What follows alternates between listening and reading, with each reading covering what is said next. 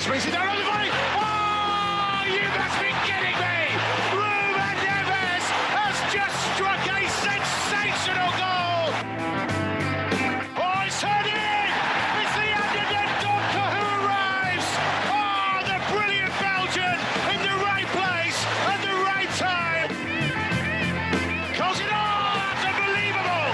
Jean Martinho has whipped it into the far top corner. Can you believe this?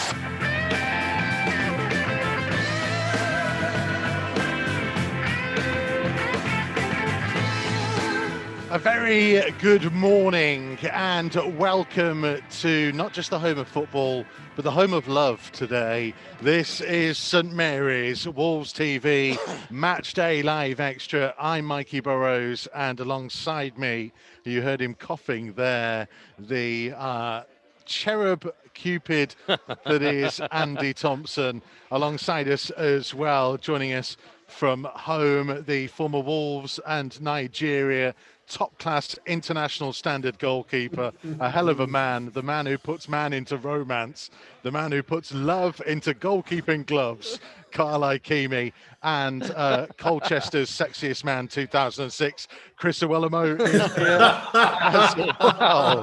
Hey, Mikey! And he's wearing his special Chris Iwelumo Old Gold Club t-shirt as well, as a lovely extra romantic touch. So when his missus comes home later, she'll see two of him. No, Mikey, no. We'll leave it there. We will leave it there, folks. We're trying to be in a good mood because Thursday night wasn't the greatest, was it? And in terms of kind of trying to feel a bit romantic and a bit in that kind of place, it just didn't really get us going, did it, on Thursday night, Looms? Wolves just never really looked like they had that much in attack, and that's something that they're really going to have to change this lunchtime. No, Mikey, you're absolutely spot on. I think when you think about Thursday, I think now that we know what the draw was as well, I think it's a massive opportunity missed. You know, obviously Bournemouth, Southampton have Bournemouth. So it's not an easy one into the semi-finals of the FA Cup, but you know what? It's the Southampton are going to be favourites for that game. So again, we can't focus on that too much. We made a decision. We understand why that decision was made. You know, the Premier League is priority. It's about finishing as high as we can in the Premier League, but we were never going to get relegated. And that's why, I guess, as an ex-footballer, as a fan, I just want them to go out there and try and win silverware. You know, it was a great opportunity. We were a little bit light in the attacking options. You know, I think the first shot on target was in the 79th minute. That's nowhere near good enough. Doesn't matter who your opposition is, nowhere near good enough.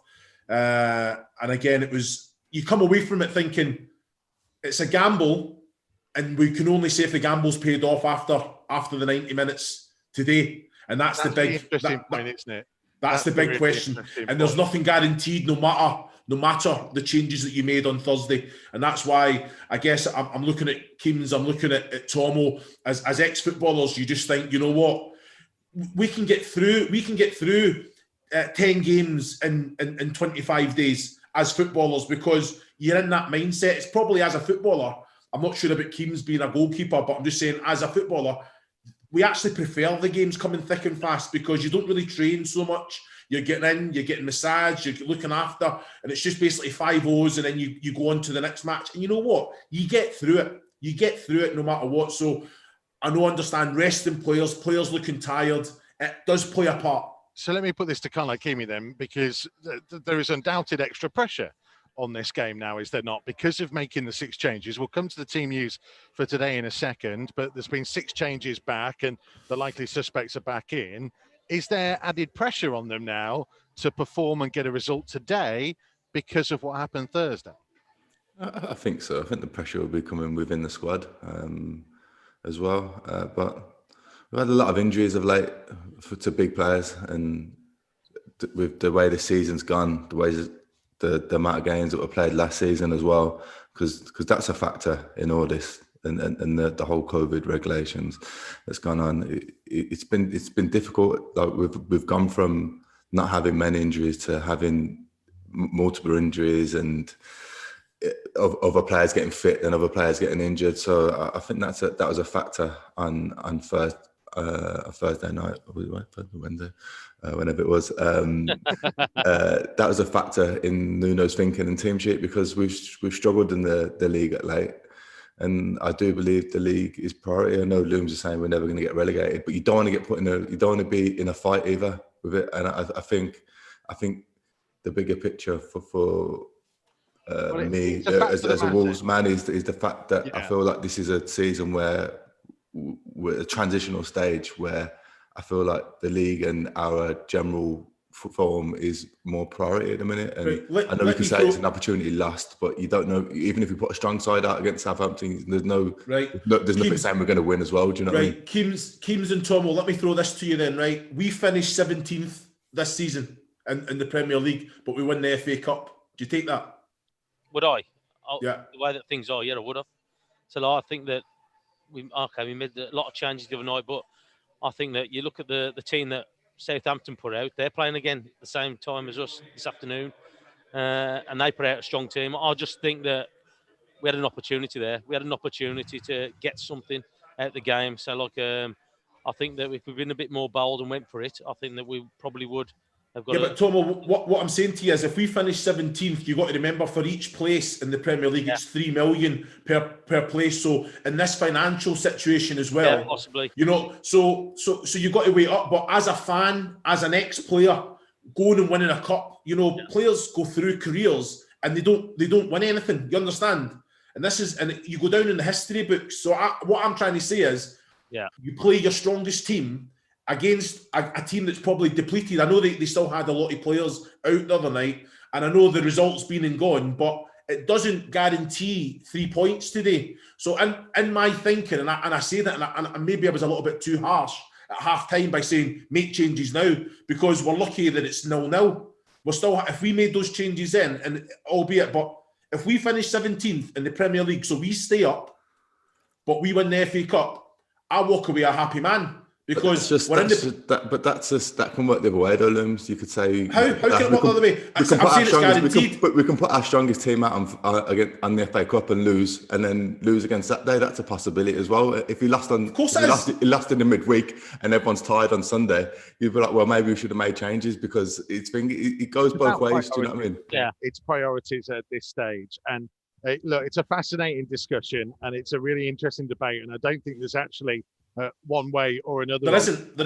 There'll be a lot of people. No, a lot of people are agreeing with Looms, and I don't disagree with them at the same time. Yeah. I just understand the thinking behind the midweek, and I do. Looms and Tomo thinks the FA Cup would be a priority. Now, I agree with them at the time where we're not having a great time at the minute, but at the same time, I don't want nothing to affect the form, because I feel like a 17th finish for Wolves at this point is damaging longer term for Wolves and next season. Well, to be fair, Keems, you're looking at the table. We're not getting relegated, mate. We're not getting. That's not happening. I don't believe that, but I believe that a scrape of 17th is more damaging to us. Even in this transitional period, I believe that. Point that Keane's probably making, and we talk about the financial element of this as well, is that if Wolves can have a little bit of a run between now and the end of the season, and if they finish anywhere around 10th, then they can look back and go, it was a transitional season. We only dropped a couple of places. We had a lot of injuries. We've learned a lot from it, and we can now move forwards. I think if they end up 17th and only just avoiding the relegation on the basis that there are some really poor teams who had horrendous starts to the season, that's going to look an awful lot different, isn't it? As well as winning the FA Cup, remember, Mikey? Remember, put that bit into there. But it's not manager. You're basing that on winning 3 extra games, not just the Thursday night. But anyway, Looms had his mystic ball out to mate. I tell you what, I did, mate. I knew it was coming. Who's getting in the final? Sheffield United's going to beat Chelsea, I think. So it's going to be them in the semi-final, mate. We're in the final. I love the way that it's a 50-50 for him. It was either go through or win it and finish 17th. Anyway, let's look at the team that's been selected for today then, because predictably, as we mentioned, 6 changes again, with the usual suspects returning: Pedro Neto, Willian Jose and Adama Traore all in up top. Connor Cody returns. Romain Saïd keeps his place but moves to the left, and there's a return for Nelson Semedo as well. So on the basis of everything we've been talking about, in not looking like they were going to score goals, Tomo, on Thursday, that front three feels like the best chance that we have of being a real attacking potent threat. Yeah, at the minute, isn't it? Still up with the injuries that we've got and people who are fit. So you're looking at that front three, and you can see pace, you can see, well, hopefully goals in it. But I think it's going to cause Southampton a little bit more of a concern than it did the other night. I think you definitely got players up there. You got Willian up there who can hold the ball up, and we've seen glimpses of that already. I know he's still new to coming to Wolves, but you've got pace on both flanks. You've got Neto and Traore.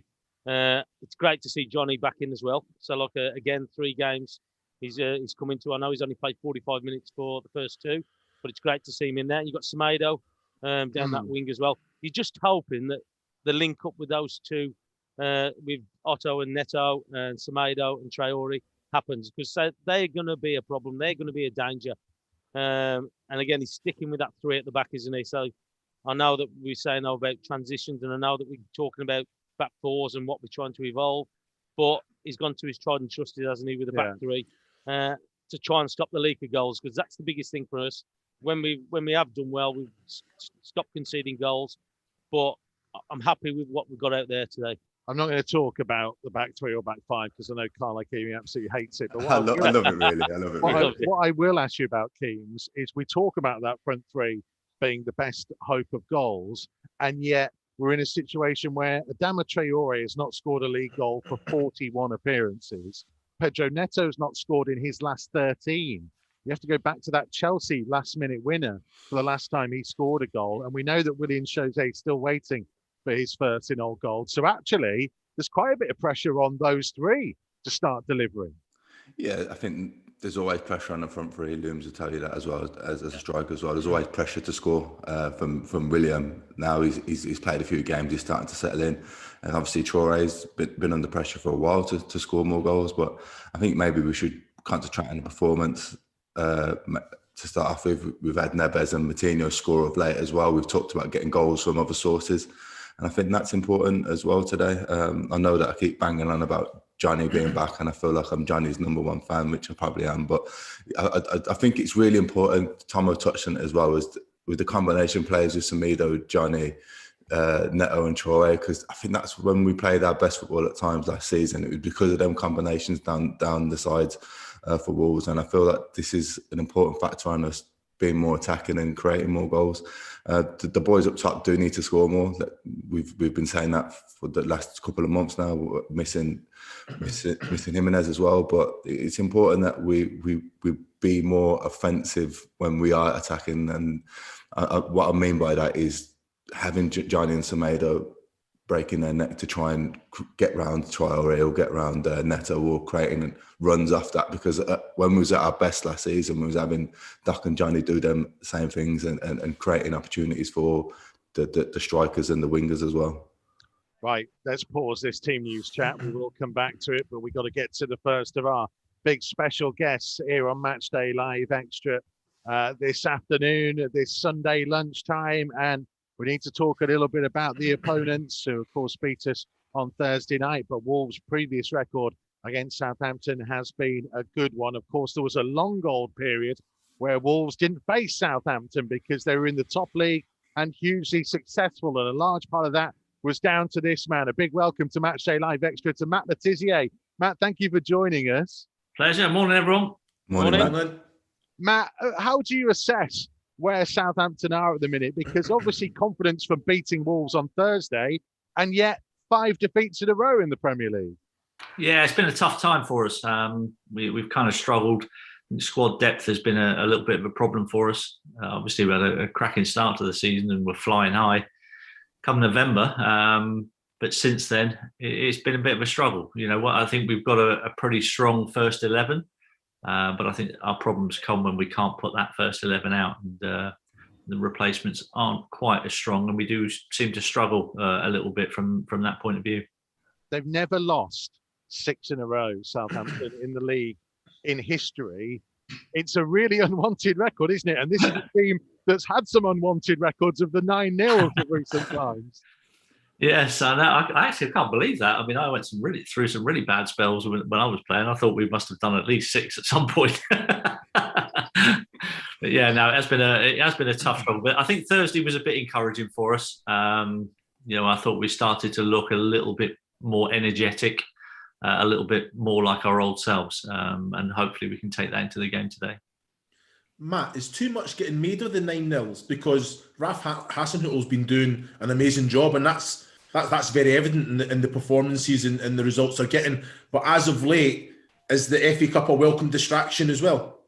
I think definitely the cup was a bit of a distraction for us, and it took the pressure off a little bit. But yeah, I don't think there's probably too many times in the history of the English game where a manager has suffered 2 9-0 defeats and still hasn't been sacked. Yeah. So fair play to Southampton, because they believe in their manager. And these freaky things happen sometimes, and yeah, both times were, I mean, it's not an excuse for letting in 9, without any shadow of a doubt, but both times we went down to 10 men pretty early on in the game.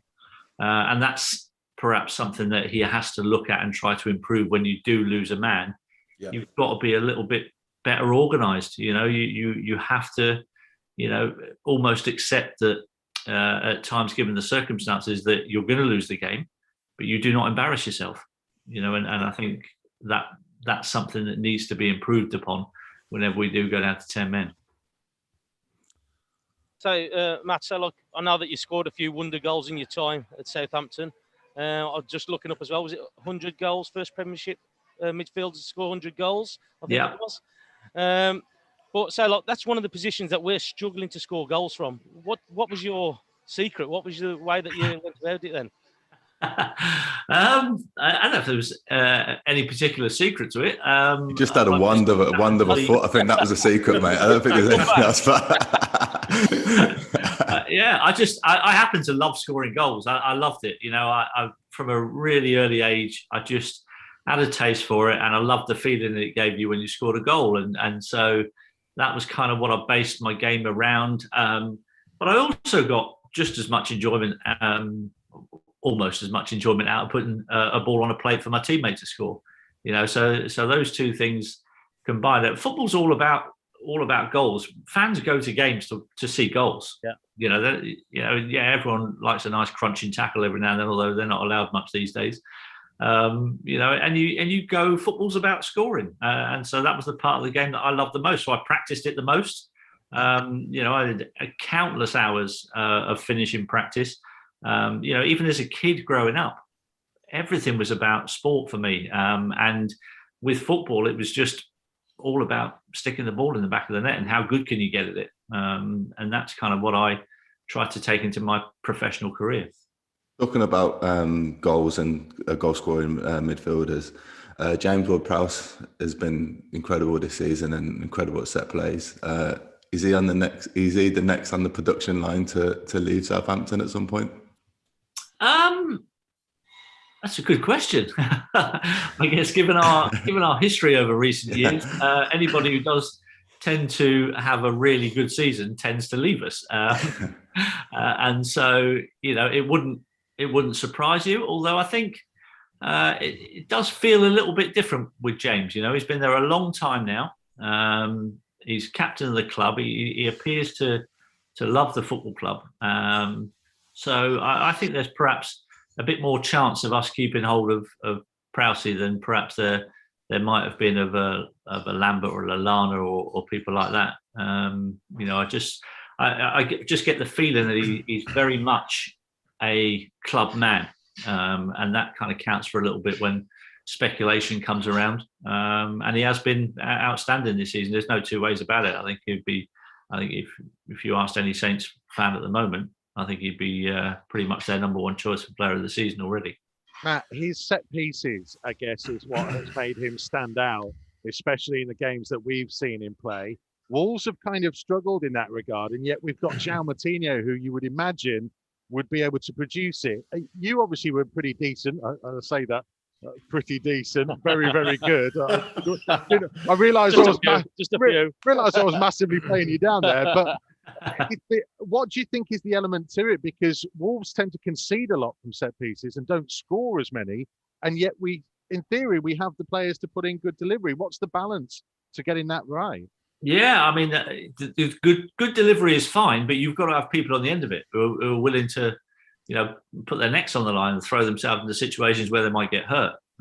So in set piece situations, you've got to have brave players who are going to stick. I mean, Chris knows from his career, you've got to put yourself in positions where you might take one on the side of the head from a defender. Yeah. But if it means you're going to get a goal out of it, you're going to take that risk. If you're brave enough, and I think we've got players that are defenders who are happy to get up there and stick their heads on things in the opposition box. And if you haven't got those players, it doesn't matter how good the delivery is. So you can have fantastic delivery from your flair players and your Neveses and your Moutinhos. But if you've not got anybody really busting a gut to get on the end of it, it doesn't make any difference. Your assists are only as good as the bloke on the end of it. Yeah. Matty, I've got to ask you, right? Nuno, Wolves are in a very much a transitional period at the minute. Nuno's through the group of players that he wants more goals. He's flirted with a 3, a 5, a back 4. His young players are coming through. How difficult is it, to actually implement all these things at the same time? Because there is a point where you have to think, right, to get to the next level, we have to change these things. But they are an established Premier League club doing what they do and doing it very well. Yeah, I mean, I've looked at Wolves and have been incredibly impressed with them and incredibly impressed at the job that Nuno has done. It's very difficult to keep that level of consistency. The form that you've shown over the past couple of years, the good Premier League finishes that you've had, it's really difficult. So it's a competitive league, and you've only got to drop off a little bit, and you find yourself 6, 7, 8 places down the league. It is very competitive, and there are going to be times where you're going to suffer a little bit in terms of injuries, in terms of form, especially if you haven't got the squad depth that the big boys have. So I think it's only understandable. I don't think it's too much to panic about Wolves. I've never looked at them and thought, blimey, they'll struggle. I've always felt that you've got enough quality in the squad to pick up enough points. It's just, can you keep your squad fit enough, or your first team fit enough, to be able to really give it a good challenge? I've been really impressed with Neto and Podence. I think they're players who can really change the game. I think they've perhaps gone off the ball a little bit recently, but I think you've got enough players there to warrant not having to worry about things. I mean, it's been a struggle when you rely so heavily on somebody like Jimenez for your goals. Yeah. When he's out for a prolonged period of time, it is going to have an effect on the team, and I think we're seeing that. What do you think today, then, Matt? I'm quietly confident after Thursday, but I never get too carried away, because I know 2 games of football are never the same, and obviously there was a very different starting lineup from Wolves today, and so I don't particularly want Southampton to set another record of 6 straight defeats. I think we've had enough talk about that kind of stuff in recent years. So hopefully we can pull it out of the bag today. Matt, really appreciate your time. Thank you for joining us. Stay safe and well, and hopefully see you soon. Good to see all you guys. Cheers, Matt. Take it easy. Thank you. Take care. Matt Letizia joining us on Matchday Live Extra. It's a really interesting chat about Southampton. Let's bring it back to Wolves mainly, though, because we're in it. This is Nuno's 100th Premier League game today. It's obviously not the circumstances under which he would want to go into it, but having played 99, won 38, drawn 29, and lost 32, he's only the second man in the Premier League era to reach 100 Premier League games, obviously after Mick McCarthy. But the one thing that really stands out, Chris Iwelumo, is that he's only the 4th man since Stan Cullis, who led Wolves in a real glory period of the 50s, to take charge of 100 top-flight games after Bill McGarry, John Barnwell, and Mick. So, let's not play this down. 100 games in the top flight as manager is a really good achievement, especially in this day and age. No, it's a fantastic achievement. And what we've got to think about now, I guess the football club in itself has to get a lot of credit there. That they know exactly what Nuno's doing behind the scenes, the work that he's putting in.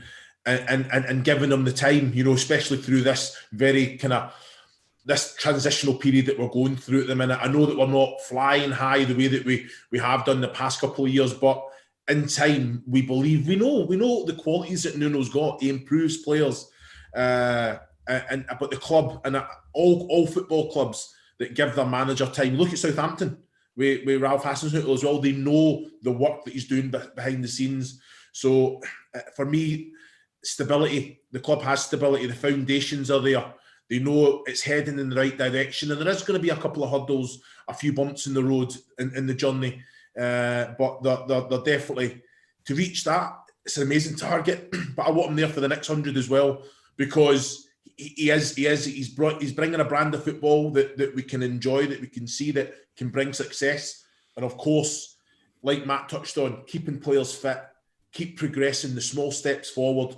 The first 11, can we build on that? Can it be 18 players with great quality and depth, then 25 players in great quality and depth? Because then that's when you're stepping forward, you're bringing success and winning games in that period as well. It's like what Matt said as well. It's a thin line between 7th and 17th at times. Yeah, you can have a great season, just have form, and then a few injuries and a little bit of a bad spell, you're all of a sudden struggling. And I think that's where kind of Wolves have found themselves. I feel like we've had great form for the past couple of seasons. I feel like the owners, everyone behind the scene, and Nuno have done an incredible job to get Wolves to where they're at now. But some of the nonsense I hear on social media about Nuno, and I just can't catch my breath, really. I feel like we are in a transitional period. Everyone has a right to their opinion, but but patience, as Looms said, is our best option. Because look, if you look at the brand of football, as Looms said, that what we're looking to achieve longer term, that's more important than a short-term game for us to finish 7th again. It's not like if we don't finish 7th or 8th, it's a bad season. To finish 7th or 8th before was an incredible achievement. Yeah. It's not a given at any football club unless you're in the so-called top 6. So I feel like it is a tough season for us, as it is for many. But I feel like the longer term gains from the club and what they'll learn, what Nuno will learn, what the younger players have experienced this season will hold us in good stead for another 100 games for Nuno. Yeah, I was going to say, it's by margins, isn't it? So look, you're looking at what's happened and the results that we've lost and the way that we've lost. And before, in the first 2 or 3 years that Nuno's been here, injuries. We hardly had any. And we was able to have a consistent side the majority of the time.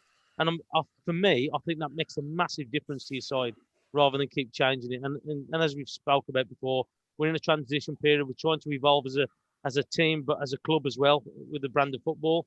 And it is going to take time. And look, things aren't sometimes going to work out. But look what he's done for us so far. He's just got to put a bit of trust in him. Well, we talk about Nuno being only the second man effectively in most of our lifetimes, apart from Tomo. To get to 100 top flight games. He can't help himself, can he? He's terrible, isn't he? He's terrible, mate. He also, by the way, still has the best win percentage out of any Wolves manager in history. He's 8th on the all-time list now in terms of games taken charge of. And his win percentage is only just marginally ahead of that of Ted Vizard, who was in charge from he was manager of me when I was a kid, 1944 to 1948. I don't know what he was like. Tomo, was he good to play for? He was really good. That managed yeah. Well, you were a senior pro in those days, so you needed someone to look after you. I'll tell cat football boots on and everything, yeah. It's supposed to be Valentine's weekend. We're not exactly showing the love here anymore. No, honestly. You just can't help it. I can't help it. No, it was an open goal, and I had to take the opportunity. Yeah, when you saw that year come up, that was it.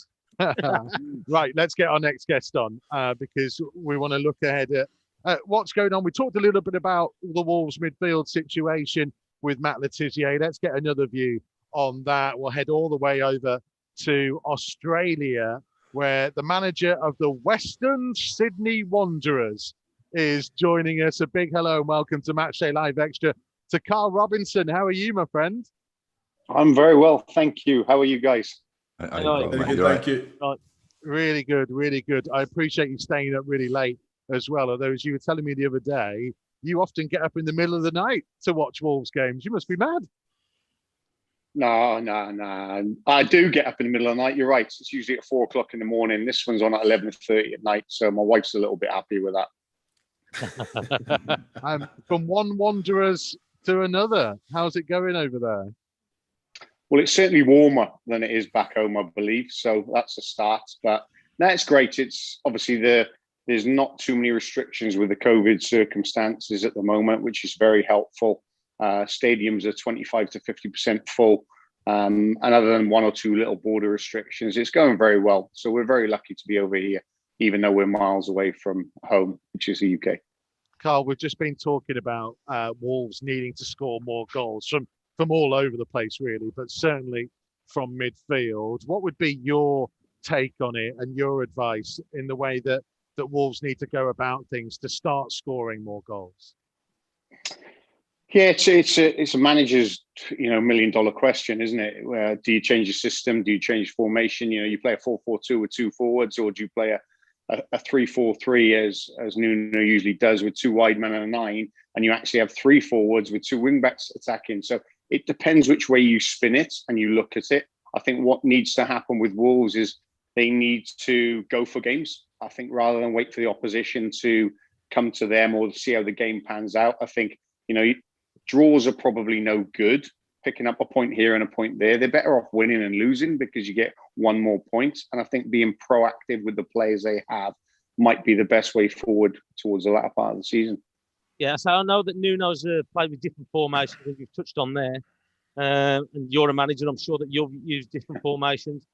Would you stick with your beliefs, or would you change it to try and get those results, or would you just stick with your beliefs thinking, I think I'm doing the right thing? Yeah, managers are very stubborn, Tomo, as you know. And when they have something in their mind, it takes a lot of talking out of a decision. But the buck stops with the manager, and Nuno's got enough experience. He was wonderful last year. He's wonderful this year as well. But they're going through a little tricky period with injuries here and there, and obviously losing one or two players, and that happens. The big clubs will poach the best players from the other clubs. That is human nature.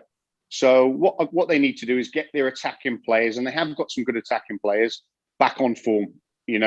Traore has not scored a goal in, I think, 20 games. That if you would have said that last year, everyone would have laughed because he was electric. He was on fire.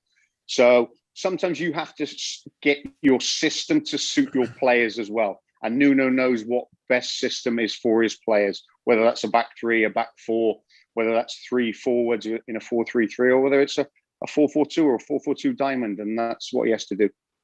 Carl, well, on the back of that, then, do you think that because of the personnel losing the big players, that Nuno's belief is playing, like you say, the 3-4-3? So you don't really go away from that. You just bring in personnel that can do like-for-like job as the likes of Diogo Jota and Doherty, because they were massive players. But do you think it's then the personnel that's made Nuno change and mix the formation up the way that he has done, rather than sticking to his beliefs, or not? I think it is, yeah. I'm sure that the recruitment department will, they spend hours and hours on the analysis side, and they will have had a profile of players that suited what Wolves players were last year. And you're always looking to try and get better in each position to make your team stronger. And by losing one or two players, then you have your first choice, second choice with that profile of player. And I don't think the players that have come in have probably suited it as much as the players that went out. And sometimes you get them right as managers, and sometimes you get them wrong. And then I think obviously something's clicked in Nuno's mind that probably it isn't the right profile, and he's looked at something different with a back four. How you talked about being more attacking and just going for games. How would you transition from that after Wolves have been such more of a counter-attacking team for the past 2 seasons as well? How would you get into that mentality of flipping? We're going to go for games? Yeah, and that's the real dilemma, isn't it? Because managers, and we've all worked with older managers ourselves, and they always used to say, stay in the game. The longer you're in the game at 0-0, you got a better chance of winning the game. And I think modern football is changing slightly, because now you're talking about first 15, 20 minutes of the game. If you can get your nose in front and get ahead in games, then the dynamic of the game changes, because the teams that want to sit back have to open up, which then allows your your profile of players to exploit spaces or areas in behind. So as a manager, what do I look at and what would I do if I was Nuno? And it's not easy to say because your top class manager is, I'd probably gamble in certain situations of certain areas of the field. You know, it's a common thing that managers get to defend from the front and you attack from the back. You know, how you build out. You know, they had a lot of the ball last year and they were a counter-attacking team because they had pacey players and they were able to get in behind. You know, if they sit back in their own defensive block, as you want to call it, they're wanting the opposition to come out and, you know, have more possession so they can hit him on the counter. But if teams don't come out against them and they sit deep, then there's no space for the attacking players or the quick players to run in behind. So then that causes a problem. So then you need to have more possession. So that's the counteract he has to do is, do you go for more possession and try and wear teams down with little pockets and inverted wingers? Or do you wait and give up a little bit of possession? Because when managers win games of football comfortably and they have a lot of possession, they value possession. When they don't have a lot of possession and they catch teams on the counter-attack, they say they don't really care about possession. So managers will spin it whichever way they want. At the end of the day, it's trying to win games of football. Carl, I've got to ask you then, you know, as a manager, if you've got a player like Traore who was excellent last year, teams are doubling up against them, so they're actually playing two fullbacks on certain occasions in the wing area and the fullback area and doubling up. So we've got it's a sacrifice, isn't it? Because he's not going to be as influential in a game because he's been doubled up. But that's going to create space for other players, so they've got to take responsibility. But what I think we're still quite critical on Traore and his goal return. Is that us being fair though, if that's the situation or not? Yeah, I think it is. I think sometimes as a player, you have to take responsibility and put your hand up. And we've all been there. We all got the big boy pants on and you accept criticism when, you know, you're not performing. You know, last year, I think there was reports of a £75 million offer coming in for Traore. And you're talking, there's no goals in 20 games. So that's the accountability. You know, if teams are doubling up, and I play the similar formation to Wolves, so it's really good. And that's why I watch them, because I learn. And we play a 3-4-3. I play 2 10s behind the 9. So I played two little inverted wingers, as you want to call them, not out and out wingers, 2 10s. And we try and catch teams in the fullback and wider areas, because if the fullback steps out, usually the 2 centre backs want to mark the 9, who keeps the 2 occupied. And if the fullback steps out to my wing back, my 10's running behind. If they don't, then my 10 plays in pockets, my 2 10s play in pockets between their 2 defensive midfield players. So their midfield players can't get tight to my midfield players. Yeah. So their forwards have to come and mark my midfield players, which allows their forward players further away from my goal. So I try and get a lot of possession and keep their dangerous players away from my goal. And touch wood, you know, we haven't conceded a goal in open play for 6 or 7 games. So it is working at the moment, but I know that's not going to happen forever and ever. But it's just what you do. You know, his attributes as a player, I would generally, if they're doubling up on him, which they are, and I think he's getting a little bit frustrated as well. You know, I've even gone to a diamond in midfield. So with 1 9 and diamond, and I would let him play as a 10 roaming player and let him roam. Who marks him? Because you can't specifically have a midfield player to mark him because you've got 3 other players and Wolves can get a grip of that area.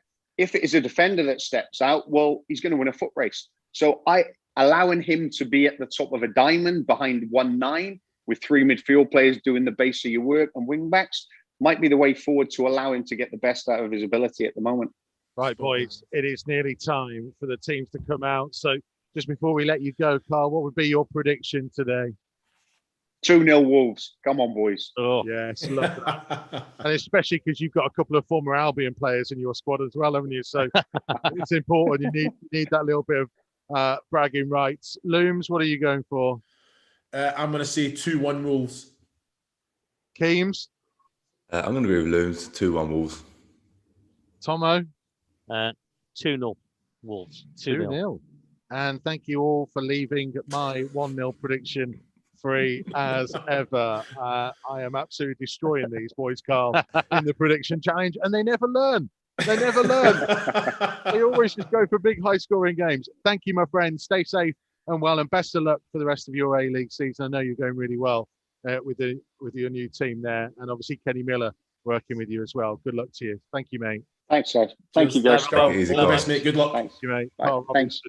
joining us, manager of the Western Sydney Wanderers these days. Right, we are nearly ready for the teams to come out here at St Mary's. More from Ikeme and Chris Iwelumo at half-time.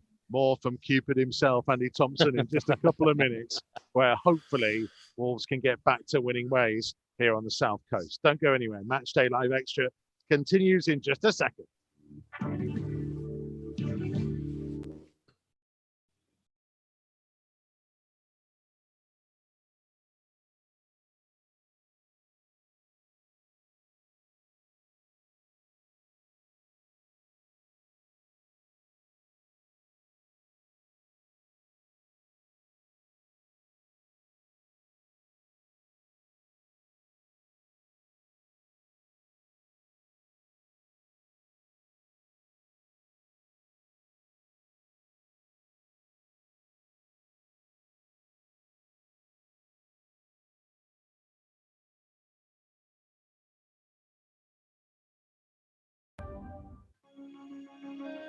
The Old Gold Club has a new series, My Golden Game.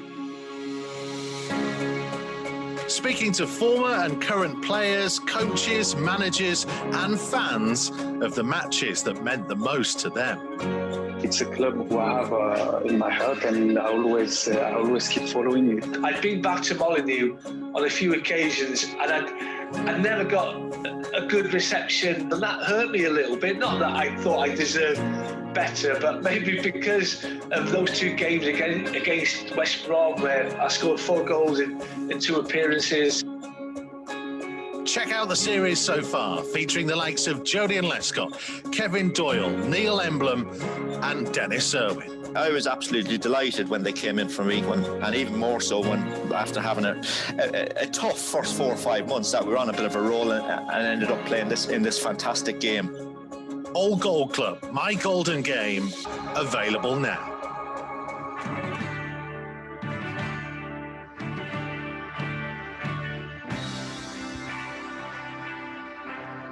Matchday Live on Wolves TV. Listen for free online at wolves.co.uk or on the move anywhere in the world via the Wolves app.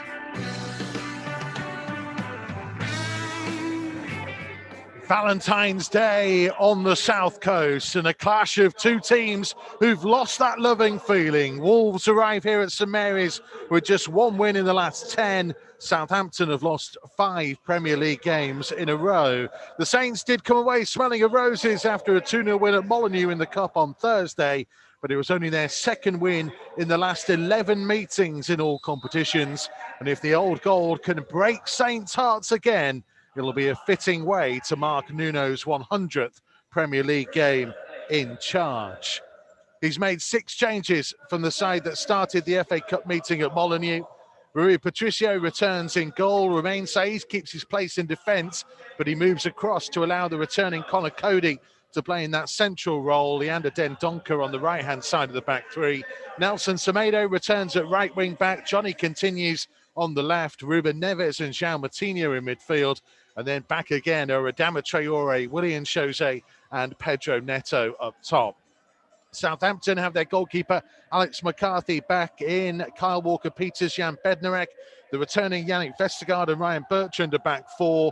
A midfield 4 of Stuart Armstrong, James Ward-Prowse, Oriol Romeu and Takumi Minamino, who was cup-tied on Thursday.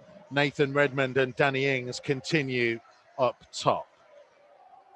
So Wolves in gold shirts with the black sleeves, black shorts and gold socks, ready to get us underway as the players will all take a knee as they continue to send the message around the world that there is no room for racism. Yeah, so it's going to be hopefully a good start from Wolves. That's what they'll be looking at now. It's important now they don't put the ball at risk, but what we didn't see the other night was is Wolves pressing Southampton, especially in that first half. I think that we've got to try and take the game a little bit more to them, and I think that we will with that front three that we've got. And again, so 6 changes into the side, and it'd be important that we try and exploit those, especially those wide areas.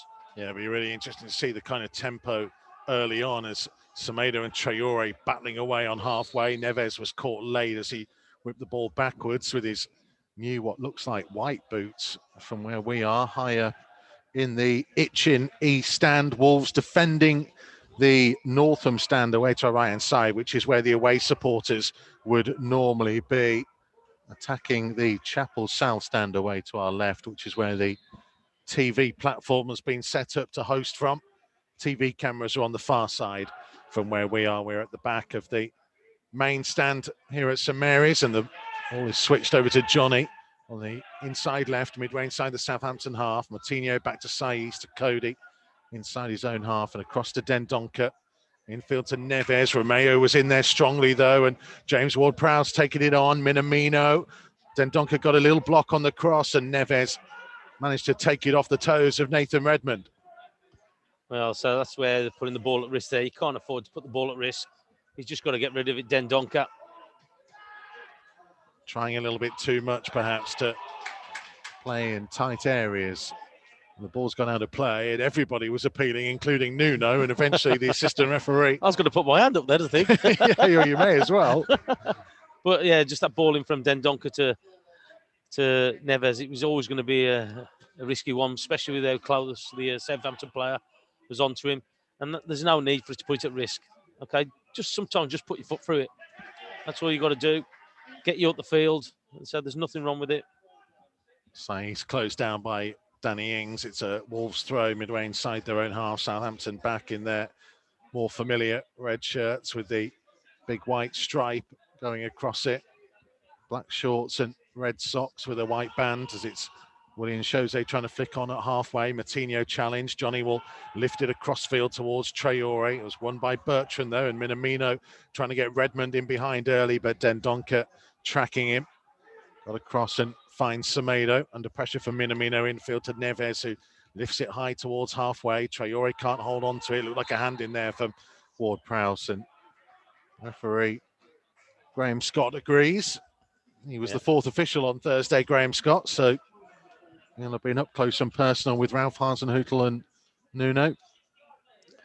Well, yeah, so he knows what both teams like to do and how they play, and some of the players firsthand have been so close to them in that game. Lovely crossfield ball to pick out Neto here, deep inside the Southampton half. Infield to Martinho, now trying to play it on towards Neves, and Neves trying to help it towards Traore, just found Bertrand in the end.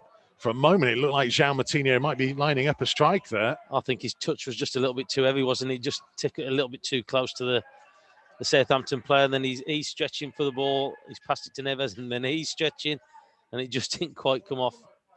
And again, it's that just having that little bit of care and just making sure that first touch is correct. Yeah, no, it's early days, 3.5 minutes, but Wolves have had 70% of the ball so far, which is a big turnaround from the other night. Yeah, so the first half, we were never in the game, was we? So, like, give too much time. And I'm sure that the coaching staff would have looked at that stat. Peters forward, Saiz nodding down to Martinho, tried to help it towards Neto, who challenges and just got there ahead of Bednarek and drew the foul. It was brave play by Pedro Neto. Well, Bednarek said, look, his touch wasn't very good, was it? So, look, he just skipped up on him. And take your hat off to Neto that he actually seized on the moment there. Just allowed him just to get onto it, but it's been a better start, hasn't it, already? And Saiz and Dendoncker have gone forwards to join Traore and Willian Jose. Southampton trying to hold their defensive line on the edge of the D. It's a couple of yards infield from the left-hand touchline, midway inside the half. Neto is stood over it left-footed. Where's this one going to go? Johnny is an option short. He'll go in behind towards Willian Jose, who met it on the head, and I think he didn't realise just how much time he had. Eventually, the flag went up late, and I think they were all offside, but maybe had a bit more time than he realised there, Willian Jose. Yeah, he's offside. But so, like, he's probably got too much on that. He probably just couldn't do with the glance, because you're looking at Southampton, and they did it the other night, where they kept a good line, where they're able and they've got the confidence just to stay where they are. And again, that's something that we've got to be aware of. And like somebody like Traore, just have a run at it rather than leaning up against them. Yeah, it's a very brave move, isn't it? To just stand their ground and hope that, and I guess with VAR in this time and age, You get more opportunity to get people offside by marginal moments. Well, I saw one there, was it yesterday? So I saw one where it was marginal. So looking offside. I think it was the Liverpool-Leicester game.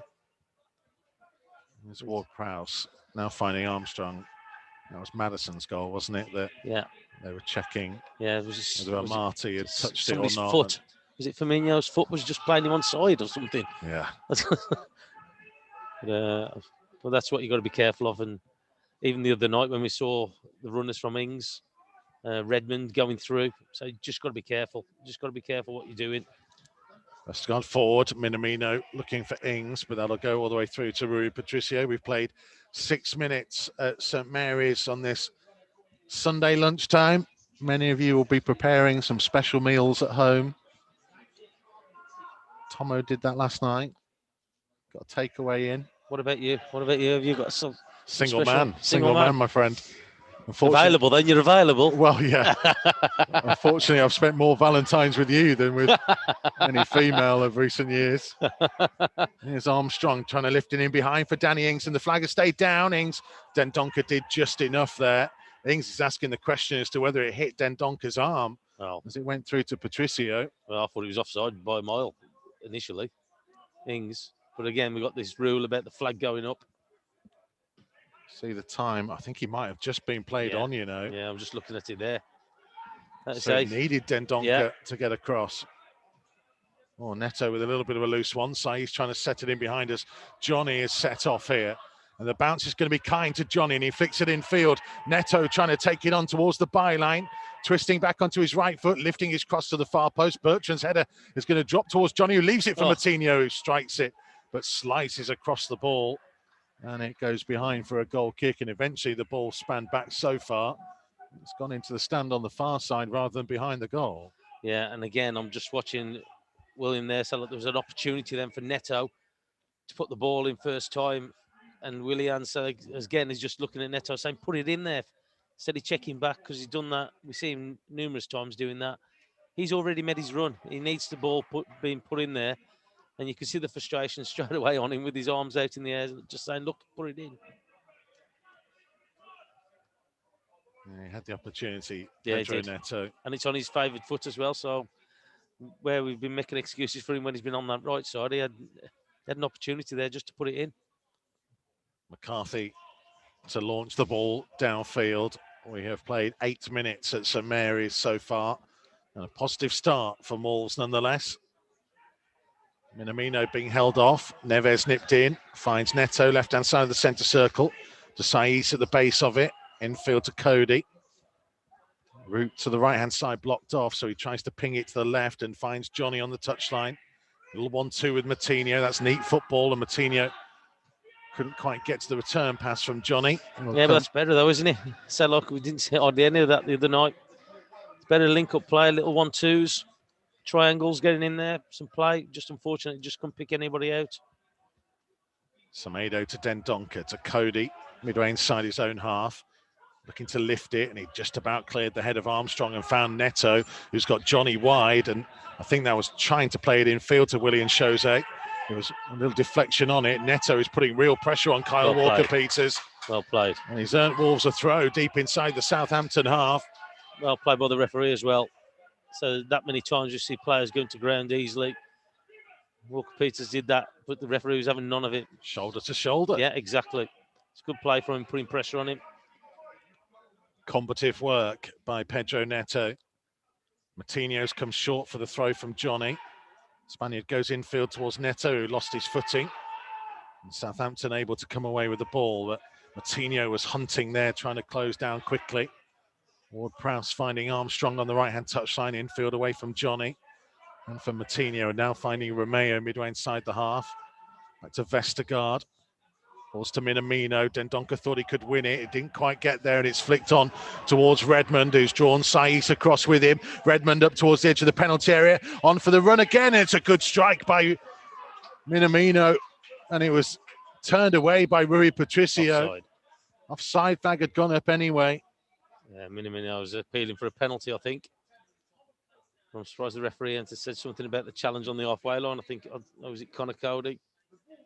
Connor Cody left one down. Yeah, Redmond carried on. Minamino able to run in. No, he's miles on if it's Minamino. Yeah, I'm not sure what they were flagging for there. No. Well, they're bringing it right back towards Redmond. Okay. Which again is the frustration of how long they let these moves continue for. Yeah, and that's the thing. So again, I watch games over the weekend, and it must be, well, it would be, as a defender, it's just frustrating just watching it, what they're doing and where they're actually going. They're allowing play to go on. Moutinho's ball intercepted by Walker-Peters. Armstrong away from Moutinho, finding Romeo midway inside the Wolves half, looking back to the Southampton right. Ward-Prowse will find the feet of Redmond. Redmond back in field to Romeo. Now Ward-Prowse again, 35 yards from goal. Playing it infield to Romeo. Ward-Prowse once more. They're forced backwards by Neto, and they'll go into their own half to Bednarek. Ward-Prowse playing it in behind, and Ings and Redmond were going to be offside that time. They'll leave it to go through to Patricio. Yeah, I'll just say that's better play, isn't it? Putting pressure on them. At least they're making them give the ball back to Wolves by putting the pressure on them. The other night we didn't do that at all, and it was too easy, too comfortable for them to play. And again, you're just watching Neto there, closing him down. He had nowhere to go. Ward-Prowse. Just think, going back to that refereeing thing, I was having a chat with Looms the other day actually on the phone and saying that it feels like, in other sports, the TV replays are just used to help the officials a little bit more, whereas we've gone too far with offsides.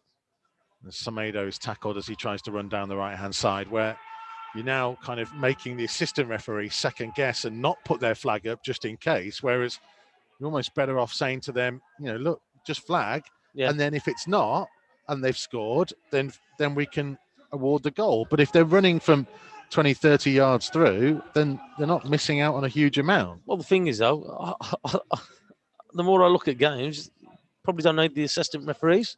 So, look, if they're not what they're doing, flagging and on how they assist the referee on there. But one of their biggest jobs is the offside. And if you're taking that away from them, you might as well just do it with VAR. It's pointless on having one. Yeah, leave the officials to do it. And if there is one that is drastically wrong, then VAR can alert them exactly at the time. But it's just that it just takes all Willian that. Jose finding Pedro Neto. Deep inside the Southampton half. Neto with two players around him. He's trying to wriggle his way past Walker-Peters, who did just enough to get his body in the way and clear, but only as far as Moutinho, who sold it a bit short to Johnny. And it's actually going to get given as a Wolves throw. I think King's just got his toe to it through Johnny's legs, I think. Down in front of us, though we are high up at the back of the stand. Throws it back to Saiz, who lifts it infield to Cody. Yeah, Traore's coming a little bit from that flank, isn't he? We haven't really got him in the game yet. It's a good win from him there, though. Yeah, won it in the air and found Semedo, who plays it infield to Neves. 15 yards inside the Southampton half. Neves trying to switch the play, but Johnny had already started making a run forwards, and by the time Neves played the ball, he was 10 yards further away from where the ball dropped. And it's a Southampton throw. Yeah, it's gone straight over the top of him, hasn't it? So, but that's sometimes you just got to put a pause on your run there, just hang back a little bit, see what's happening.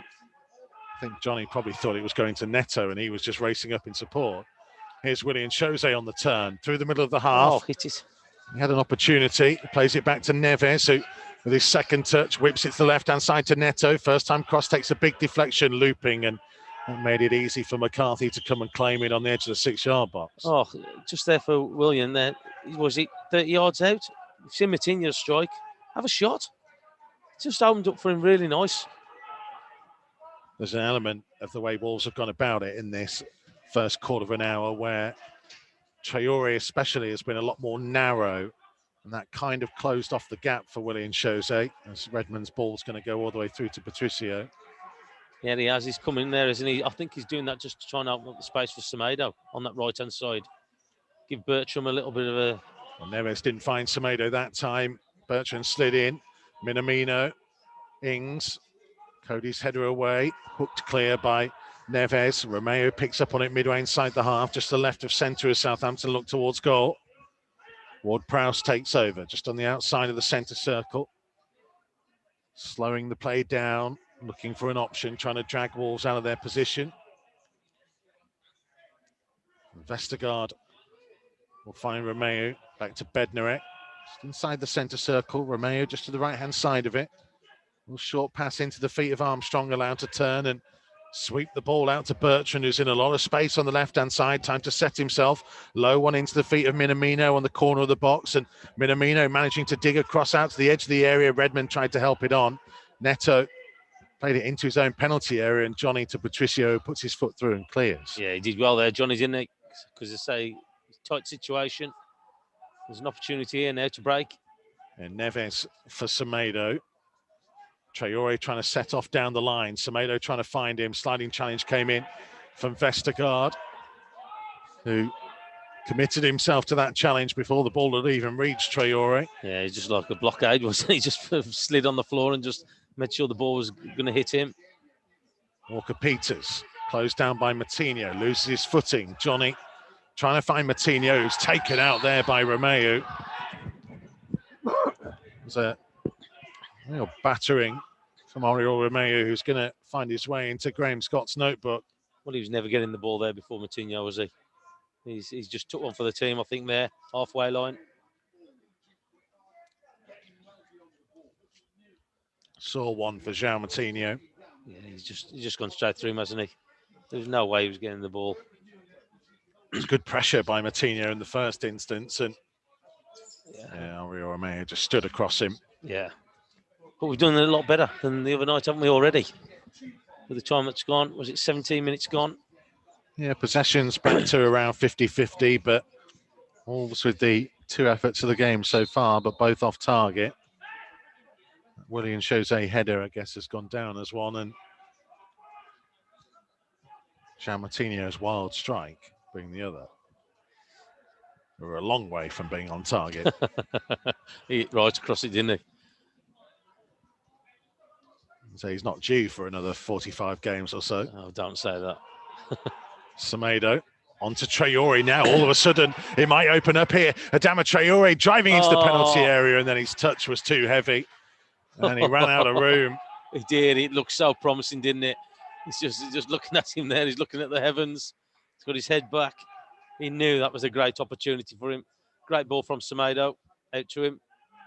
He got Vestergaard isolated. Yeah, he's one-on-one against him, but he'll be annoyed with himself over that. It's a good chance.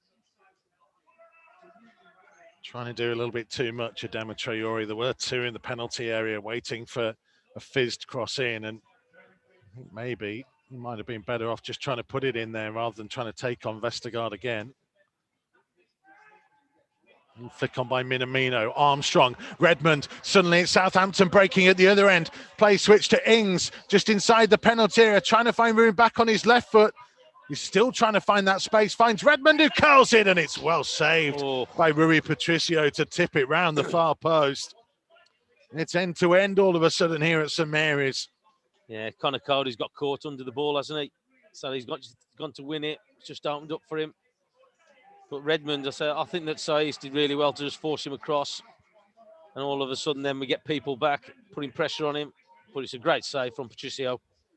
Down to his left. Yeah, good save. Good save. Full stretch to his left-hand side. Fingertip save. Yes, good save. From Portugal's number one.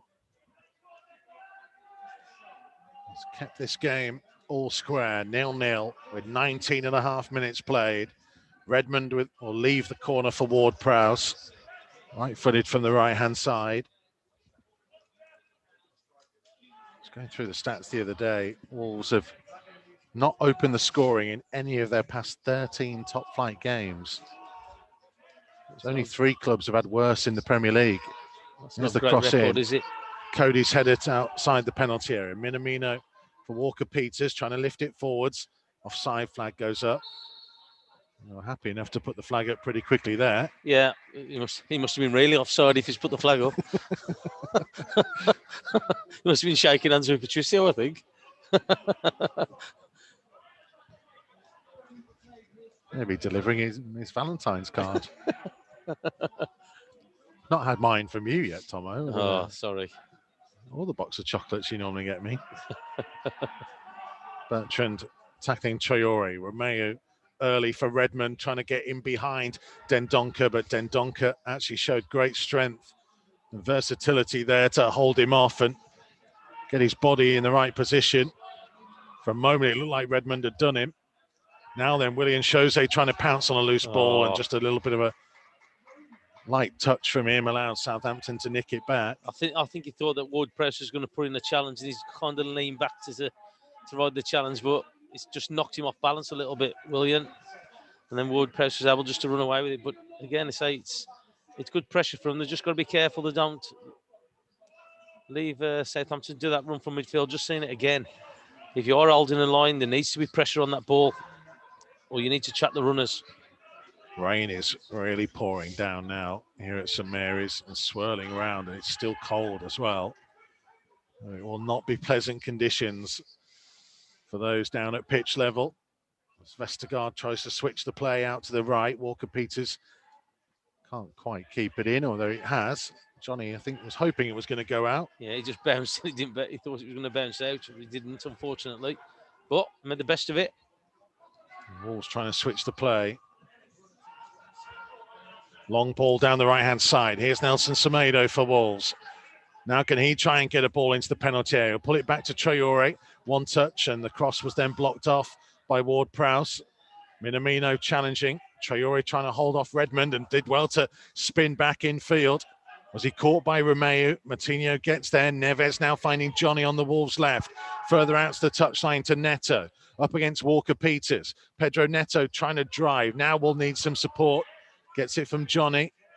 Crowded area. Neto takes over. Back infield to Neves. Neves tracked all the way by Danny Ings. Back to Dendoncker and now Cody on halfway. Yeah, so again, it's just unfortunate from Neto. Just couldn't get that opening, could he?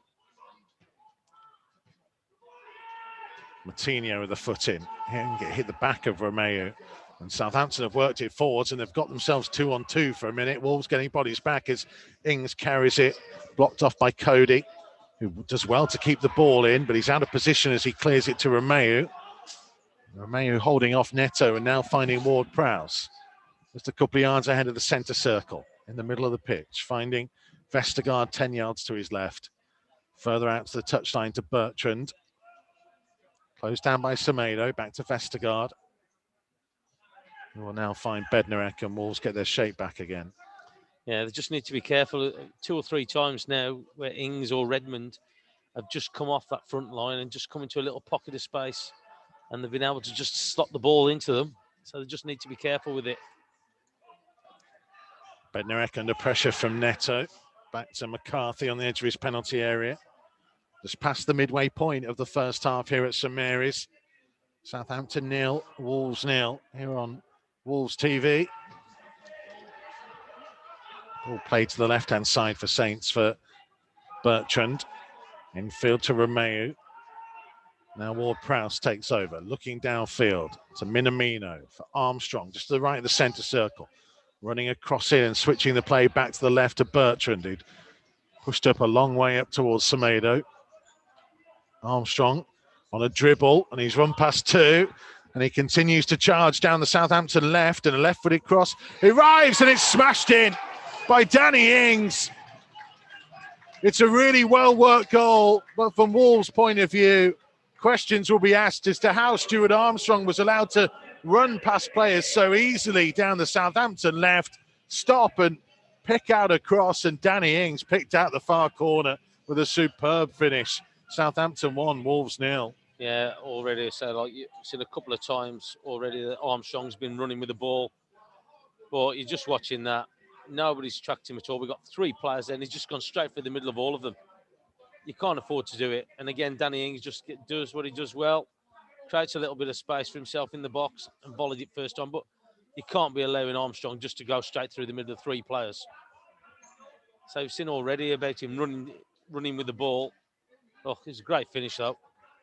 Yeah, Patricio was absolutely fuming.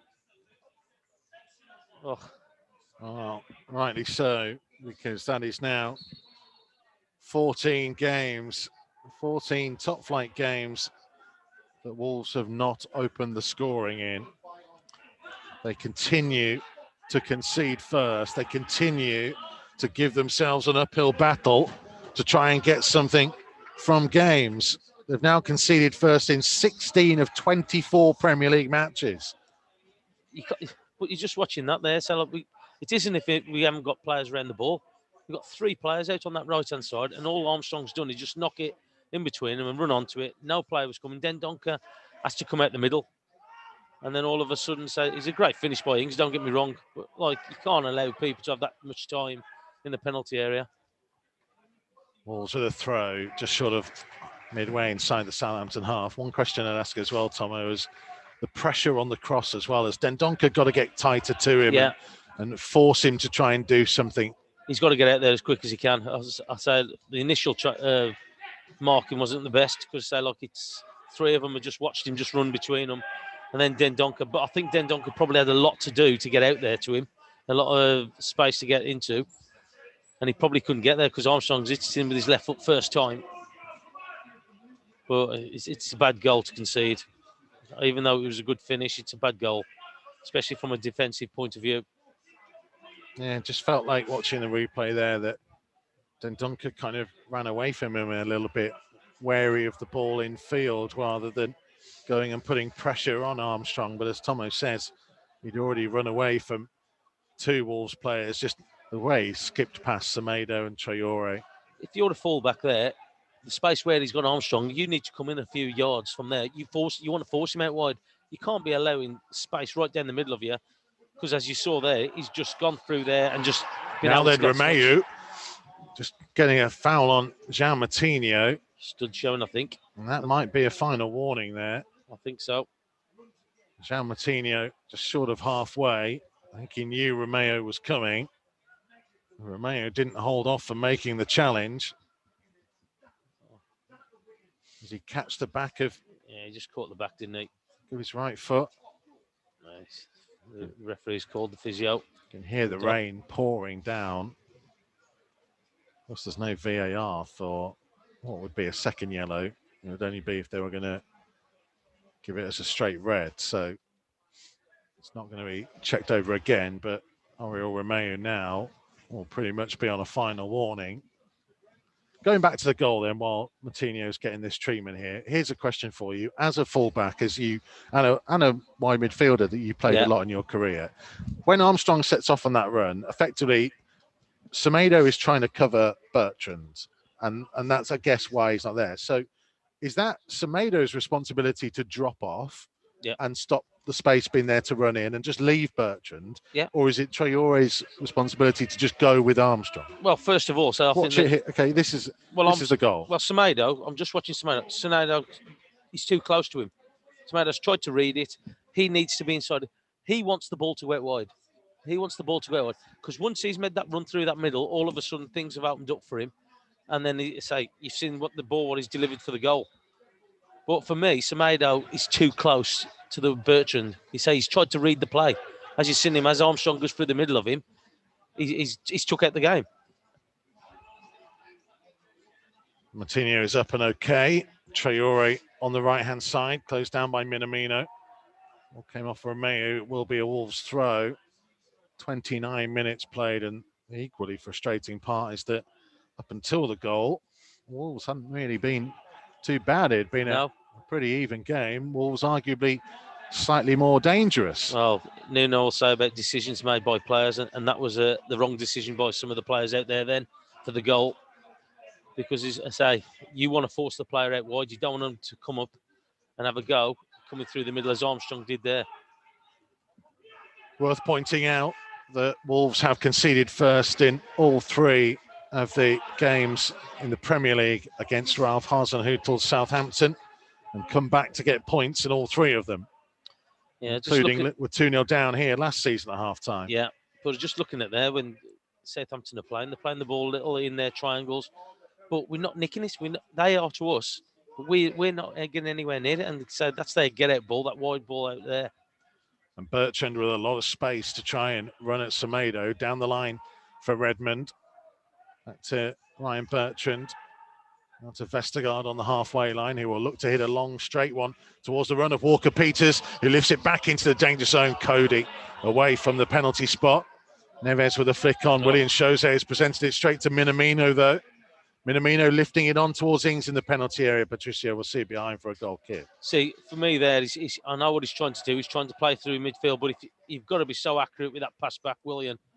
If you pass that ball back there, so it's going to be given away. I think he's just better off just helping that or hooking it on into the space. Traore was running in there, just helping in there, because by giving that away, all of a sudden Southampton are straight at us again. Nuno is fuming down in front of us. I'm not Probably surprised. have heard him shouting there. Well, we've just given the ball away when we've had possession. We've just kicked it out of play. Yeah, deep inside our own half as well. Bertrand will take the throw towards Redmond. Back to Ryan Bertrand, level with the edge of the penalty area on the left. Foot in by Dendoncker. Traore now trying to set off, but his ball forwards is blocked, but I think it was by a hand, and Wolves get a free kick. 31 minutes played at St Mary's. Southampton 1, Wolves 0. It's also worth, if you need a bit of crumb of comfort, that nobody has dropped more points from winning positions than Southampton since Ralph Hasenhüttl took over. 47, of which 7 were against Wolves. But for me as well, you just got to get into the face a little bit more. Just watching like Armstrong. Armstrong is a good runner with the ball. And again, that's why he gets the goal with that cross. But we've just got to do better. He's just getting the ball and he's just running away from people. Got to put a little bit more contact on it. Well, Ian Chose just left Vestergaard on the deck as McCarthy clears the ball downfield. I think that he's just got his body in front of him and he's ended up just running into him, I think. I don't think there was anything in it. Don't mind that, though. A little bit of aggression. Well, it's nice to see, isn't it, sometimes? Ward-Prowse to Bertrand. Infield to Vestergaard. Middle of his own half. William Chose chasing, but he was on his own and the ball found its way to Romeu. Loose one, though. Armstrong couldn't collect. Johnny.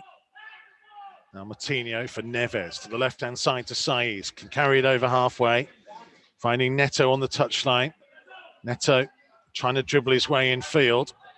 There's actually off Ward-Prowse that almost sent into the path of Johnny, who put pressure on Bednarek. Wolves throw. Marçal is amongst the subs and he's acting as ball boy there very quickly. Finding a spare one for Johnny. Nobody else was quite moving as quickly as he was. But look, Wolves, it was like a promising start, though, wasn't it? They look sharp. They're putting a little bit more pressure on Southampton than we did the other night. Johnny winning a throw down by the left-hand corner flag. Yeah, they were looking more of a threat. They're certainly looking sharper into tackles, but on the other side of that, when their press was beaten, they have been looking a little bit more exposed defensively. Well, that's where you've got to be careful what you do. So what we've tried to do is try and win the ball, and you can't afford to do it. A loose one in field that Minamino slides in to clear over halfway. Dendoncker has time to go to the midway point of his own half. See there, I think there's a ball over the top. You've got Dendoncker who's halfway in our pitch. They've squeezed up Southampton with a high line. Why not just put the ball over the top? I don't understand that. Cody was trying to find Traore, who didn't get it. Bertrand with an early one forwards. Cody intercepts on the edge of the penalty area and this time finds the feet of Semedo. 2 players in and around him, snapping away, and he needs some support. Yeah, and it will be a Wolves throw. I think you've just seen an example of the difference between the two. We get the ball. They've got 2 or 3 players straight round us, sharp, snapping at us. They're able to play out of it. There's Connor Cody, a couple of yards outside his penalty area. Finding Saiz, 34.5 minutes played. Up to Johnny on halfway, but Walker-Peters read it and got there in front of him. Now trying to find the feet of Redmond. On to Ings. Cody intercepts. Saiz will put his foot through it and clear it out of play for a Saints throw.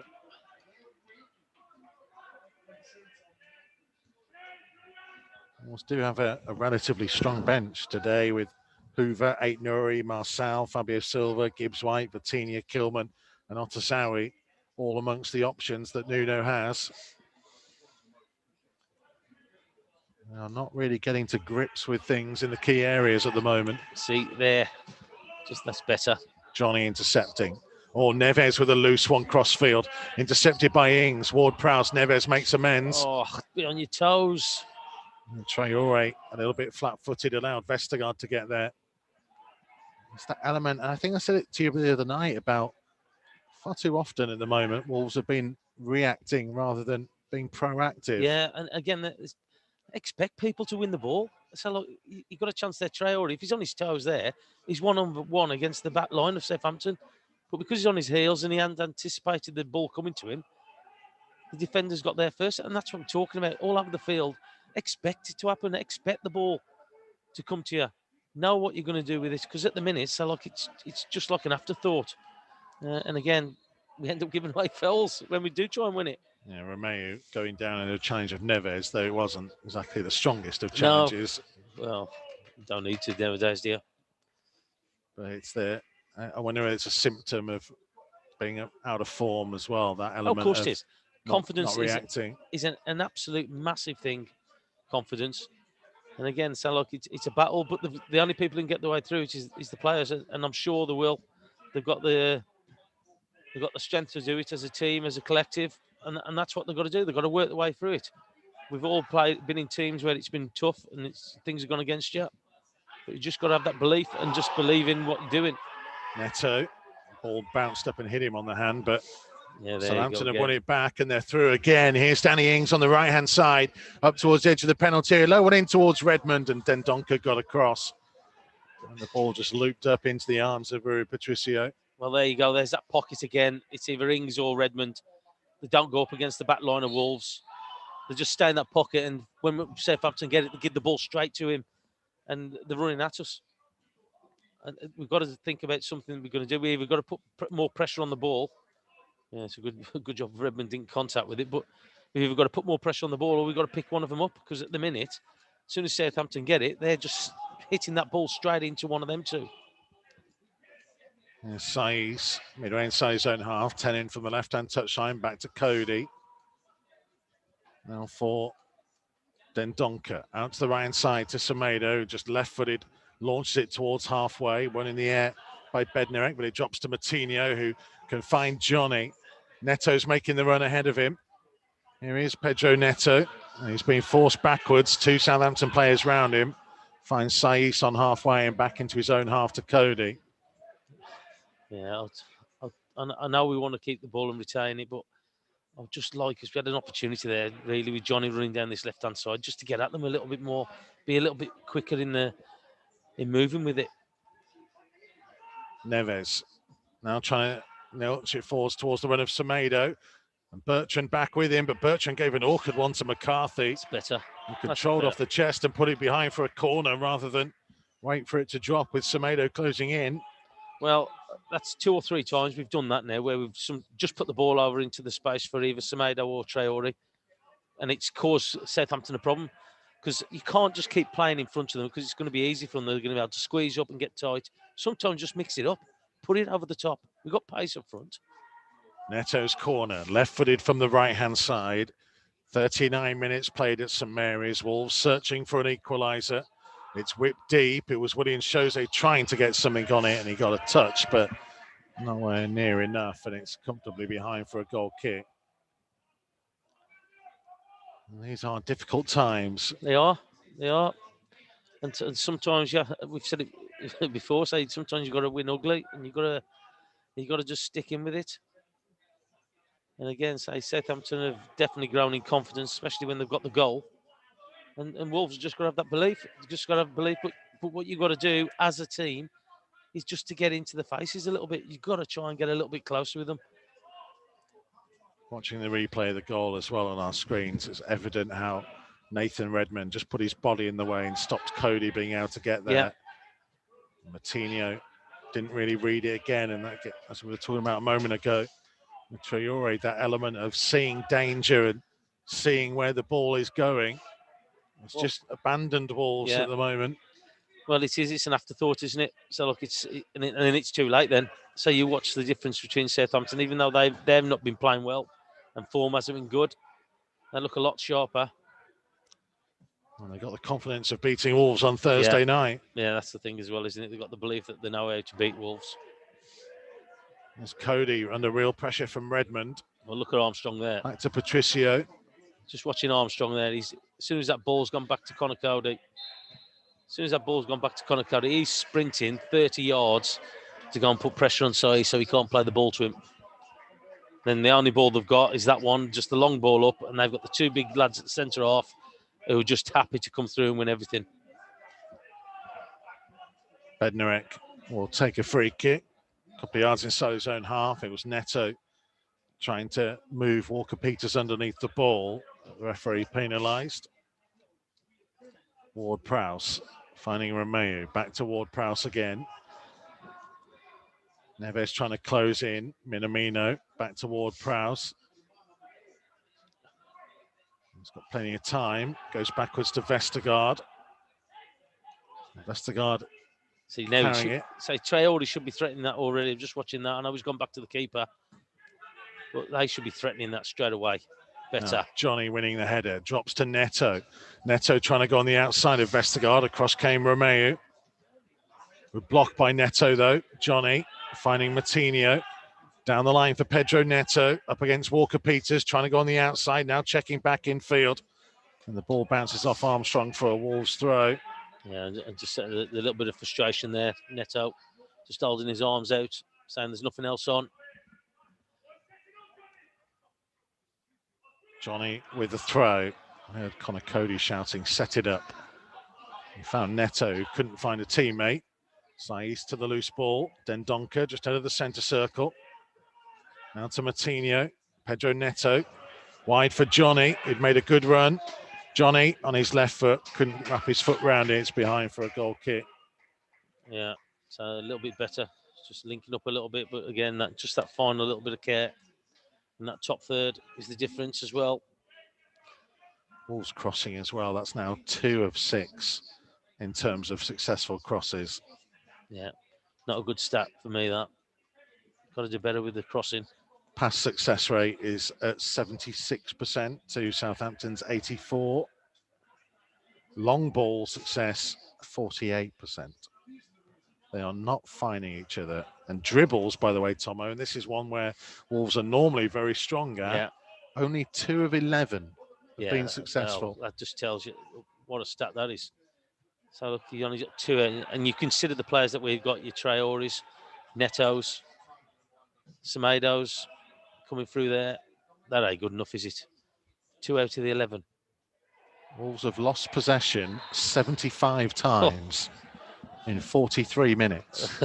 I'll tell you what, you're telling me these stats, it don't get any nicer, does it? Yeah, I might stop looking at it. 43 minutes have been played. Here's Neto on the left-hand side, trying to drive past Armstrong.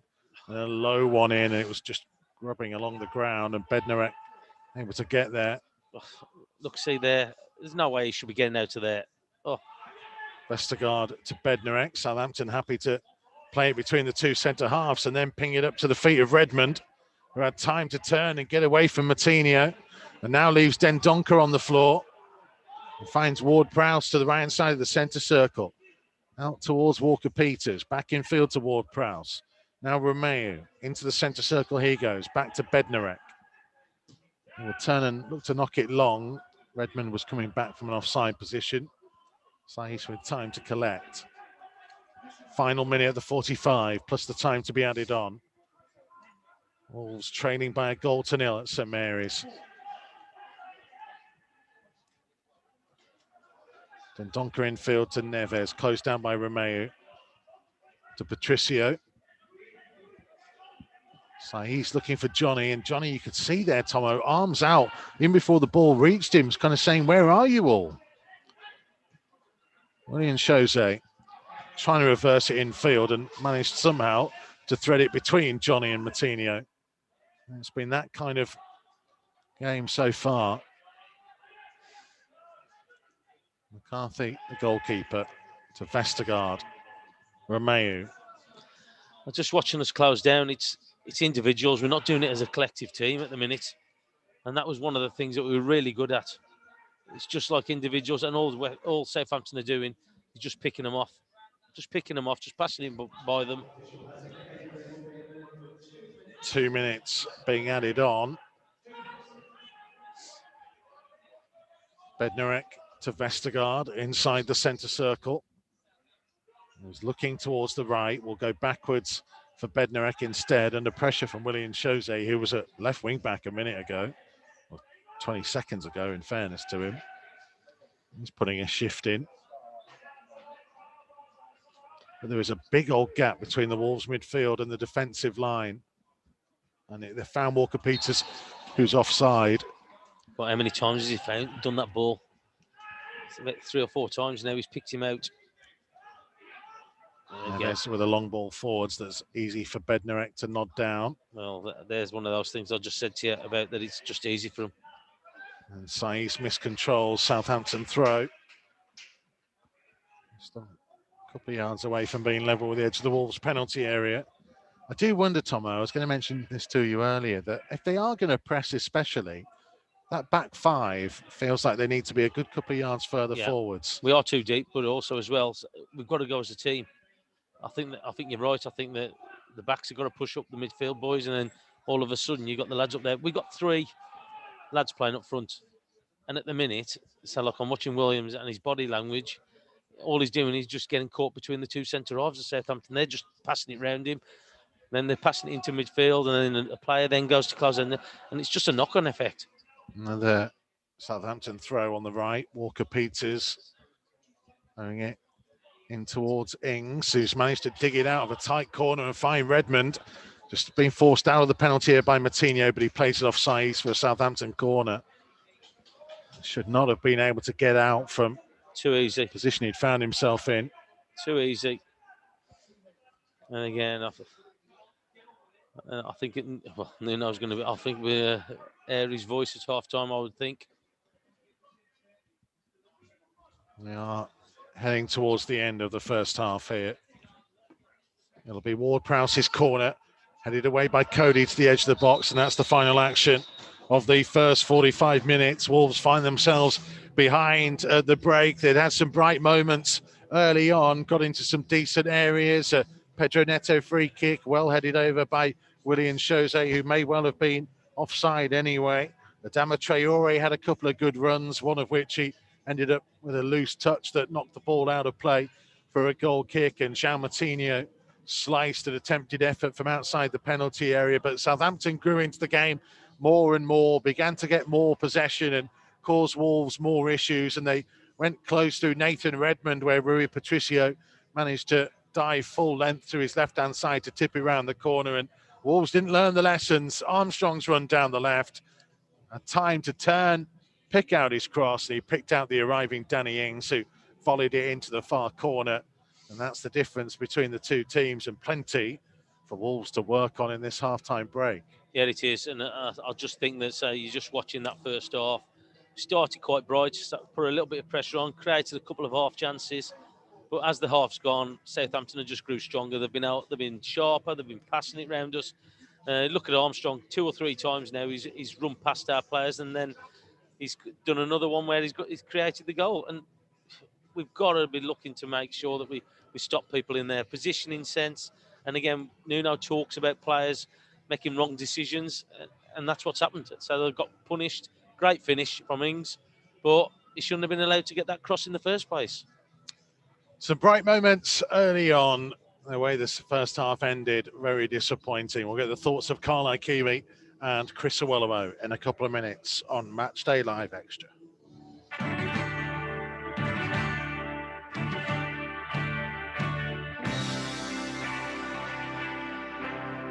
Matchday Live on Wolves TV. Listen for free online at wolves.co.uk or on the move anywhere in the world via the Wolves app.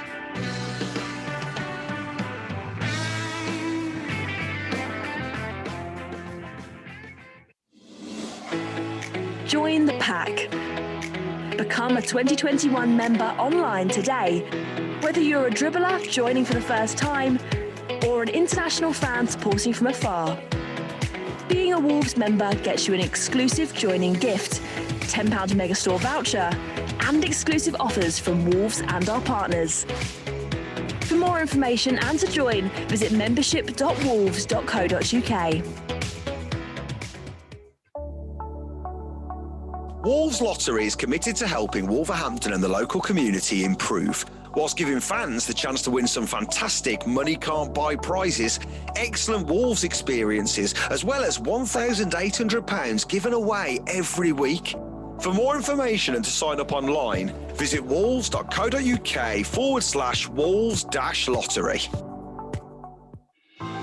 We can't welcome you to the Wolves megastore at the moment, but our online store is available 24/7. Visit shop.wolves.co.uk for huge savings on replica kits, training wear and exclusive Wolves clothing ranges. Wolves TV, the home of live uninterrupted radio commentary of every single Wolves game. Jimenez! Oh, you beauty! But that's not all. Wolves TV also brings you extended and alternative match highlights, interviews with the team, behind-the-scenes features and training coverage, plus see every goal Wolves score from every angle. The volley over the goal! That is simply stunning! So check out Wolves TV online at wolves.co.uk or on the move via the Wolves app.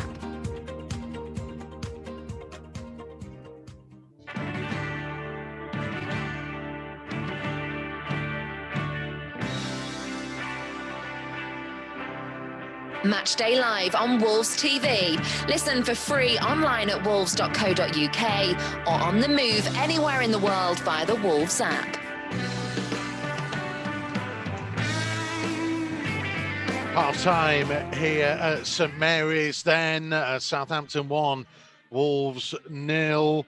Tomo is on the floor at the minute. That's why you can't see him when our cameras come up in a second. I don't know what he's doing over there. You're right there, over there. He's on the floor. We'll get him on in a second. Here's Ikeme and Chris Iwelumo anyway. It's probably good that Tomo, you can't see him because he's raging. There he is. We've just been watching replay after replay of the goal that Wolves have conceded. Let's hear your thoughts, Ikeme, because Tomo's not very happy, and I imagine you're not very happy with the way they defended that either. No. As a player, if I was going in the tunnel after that, I feel that would be a lot of strong words said. For me personally, if I was Rui, I'd be fuming about the goal. Just the run from Armstrong initially was too easy, and he was just allowed to put the ball in the box. There's no trying to stop the cross coming in. We were all told that when we're playing, stop the cross, and there was no effort to stop the cross. And great striking in, but he could have been stopped. Easily avoidable goal, easily avoidable, and it's really disappointing. I'd be raging if I was going in at half time from that. And from the performance, it's not been good enough. And I'm saying it not as a criticism to, not like I'm trying to get at the players, but as a player, former player, if I'd be going in at half time, I'd be fuming. I'd be fuming about the performance, fuming about the way the half went, the goal, everything. There's a lot to be angry about in that tunnel. You can see Nuno seething on the sidelines as well. He's not happy, and I won't be surprised if you see changes as well.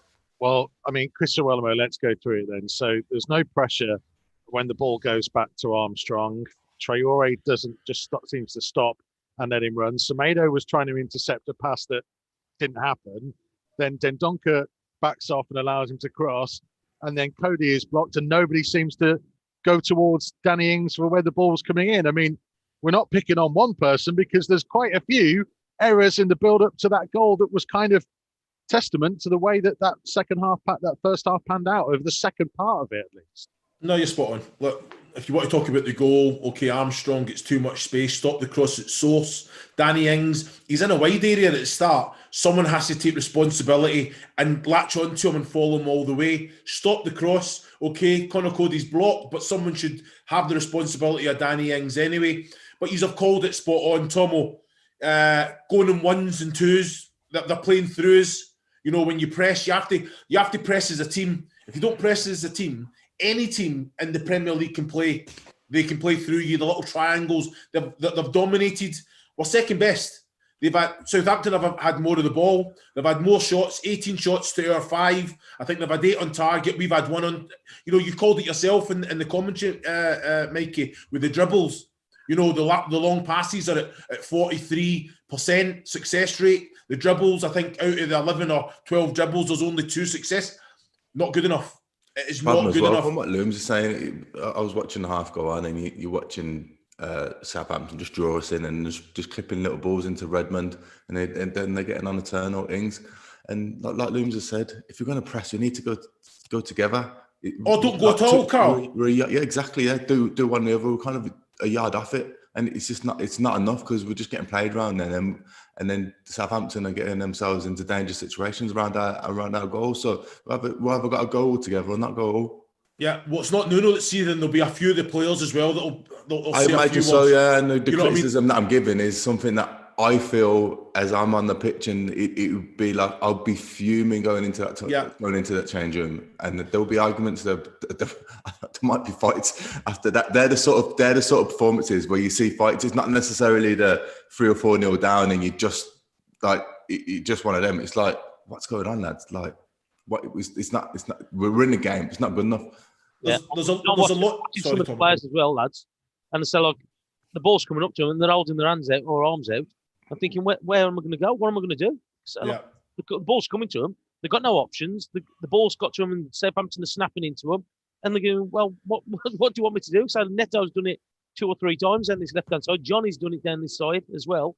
We've just got to be sharper. Because at the end of the day, if you don't compete with them, and that's what they're not doing, if you're not going to compete with them, they are going to start to pick you up. They've got a goal scorer up front who scored a great goal, great finish. Yeah. Okay, I know we can talk about all the problems that we had defending it and the build-up, but we've got to make sure we get some efforts on goal. We're watching the ball, and was it 2 out of 11 dribbles? And you look at, we got Neto, Traore, Semedo, and not good enough. You've got to make sure. But Tom, you're right. It's just about being competitive. Yeah. At the minute, Southampton, they're not playing great, by the way. No. Because we're off it. It looks like they're doing all right. These little triangles. All it is you have to earn the right to play the way that you want. We have to get in the faces. We have to chase. We have to have that intensity in our play. If we bring that, we've got the quality then to create and go on and win this game. Looms, after the first 10 minutes, I was watching that first 10 minutes thinking, well, Traore's got in a couple of times. Neto has. Tomo talked about one where Neto could have crossed it left-footed, checked back on the right, and it came out, and Moutinho slicing a shot, and we had the free kick that Willian Jose headed over, and you're thinking, okay, we look a lot more on it. As the half just went on, it just seemed to drag out. And the thing I'm interested in from all three of you, and I spoke a bit about it to Tomo in commentary, some of the elements that we're seeing, boys, how much of it is down to form and confidence, and how much of it is the individual's own decision making is just off? Where do we try and find the reasons for the things that we're all seeing at the minute? Well, it's a bit of both, Mikey, if in honesty. You know, I think a player has to take responsibility in the decisions that he makes. You know, I think when you're out of form, you just have to make sure that you do the basics, the fundamentals right. We're not even doing that right. So the players have to take responsibility there. When you do the basics, you work hard, the touch is good. You know, if your strength is dribbling it, and you get it down and you do that. If you're a fullback or defender, you make sure you don't concede. You follow your man. You mark up. You stop the cross. So across the board, it can be better all round. But that's the spin side of it, and the positive side of it is that we're going to see a reaction because Nuno's going to have a few words. The players are going to take control of that at half time as well, and Southampton are going to have a game, but they're expecting it. You know what you mean, Carl? If you're Southampton dressing room, they're coming out right. You know what? It can't get any worse for Wolves. They're going to come out, they're going to react. But if we can do things right, I mean, like be hard to break down, get in their face, stop them from playing, will they crumble again? We have to show that we've got the character that we want. We've got the quality in the team that we can go out there, dominate a half, create a couple of chances, score a couple of goals, because that's needed now. There's two sides to this coin as well. We have got the quality, but the quality's been poor. Some of the passing's been really poor. Like you can take an extra touch, like the pace on the ball. I was looking in the first 20 minutes, thinking, is there a blizzard or something, or is the grass too long? Because the pace of the ball wasn't right, and it's fine for Southampton. It's not fine for us, is it? So it's the pace of the ball, and it's also I'm seeing Codes get the ball at times. He's looking up, and he's I can see his hand moving. Like, where's the options? Where's the options? It's about being brave out of possession when we've got possession as well. Yeah, but Carl, that's down to the way that Southampton set up. It's about, pardon? That's down to the way that Southampton set up. So they think, we need more movement because it's about being. He's looking up, thinking, "Come on, come on." One of the issues, and then it's being brave when we've got possession, being brave on the ball, being brave around movement. Keep showing because we've been there where form's not great, and then people don't start to show for the ball. Yeah. You need to keep showing for the ball. I think that's the case as well. What I'm watching here as well, we've been up by the edge of their 18-yard box, and it's ended up with Connor Cody. So, but you watch Southampton, and they're positive going forward. I.e., so look, we're not close enough to be marking them, but I just want to see somebody being positive. Traore's hardly had a run of the ball in that first half, and we've got to do better. We've got talent out there, without doubt. We've got talent out there.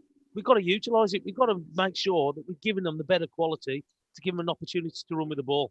Yeah. Okay, boys, thank you very much indeed. Some really interesting points. Thank you, Ikeme and Chris Iwelumo. More from the boys at full time. Wolves are just heading back out from the tunnel now. We'll take a very quick break and hopefully see something a lot better from Wolves in this second period here at St Mary's. Don't go anywhere. This is Wolves TV Matchday Live.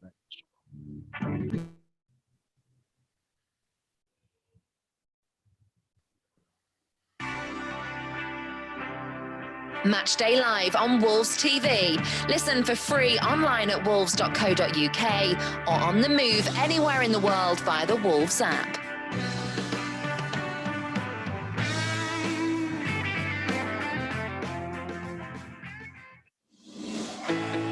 Join the pack. Become a 2021 member online today.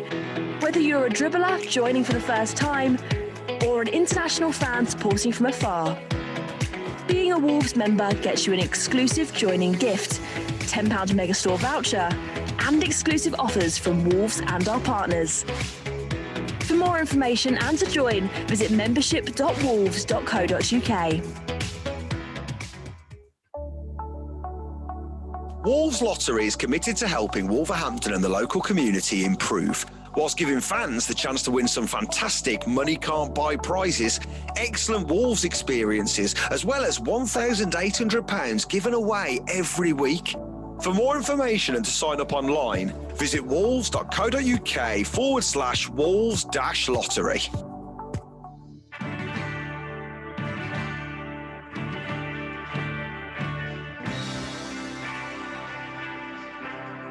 Matchday Live on Wolves TV. Listen for free online at wolves.co.uk or on the move anywhere in the world via the Wolves app.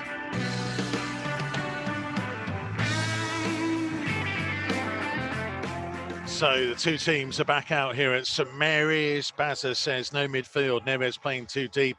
And our first thought seems to be to go backwards. We need to be more positive going forwards. Helen says we need to drive into the box and stop trying to cross the ball in. That's some of your thoughts. You can get in touch with us. Use the hashtag Wolves Live across social media, and then of course use the chat function on our official Wolves YouTube channel, which I know many of you will be listening to us via that as well. At the minute, Wolves trailing by a 1-0. No changes from either side at the break. We wondered how long it would be before Nuno will go to his bench and try something a little bit different. There's not been anywhere near enough parts of that first half. Wolves with Patricio in goal, Dendonka, Cody, Saiz, Johnny and Semedo are the wing backs, Neves, Moutinho in midfield, Neto, Traore and Willian Jose up top. And at the moment, they are Traore and Neto have switched, so we'll see if that stays. Here is Traore on the left. Wolves playing from left to right as we look at it second half, attacking what would normally be the away end as Johnny's cross is deflected in. So I'm just watching Traore, and Nuno's having to go at him, and I think he's asking the question. He's got the ball, and he's not running with it. So look, and I think Nuno's actually asking that question: why isn't he run with the ball? Because he's got space in front of him, and he's just hesitating. We are seeing João Moutinho placing the ball. Neves is joining those inside the penalty area. Right-footed from the left-hand side.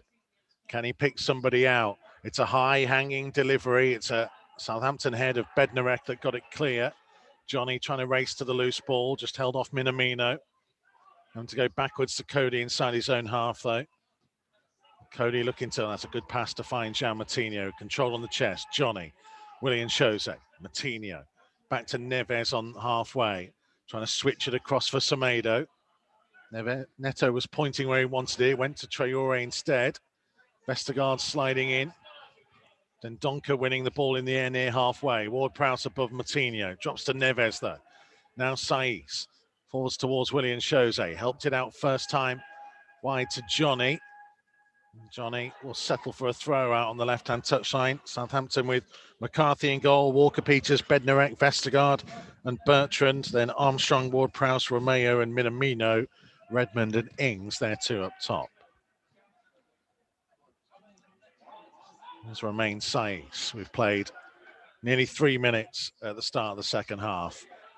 Dendoncker out to Semedo on the right-hand side. Back to Leander Dendoncker.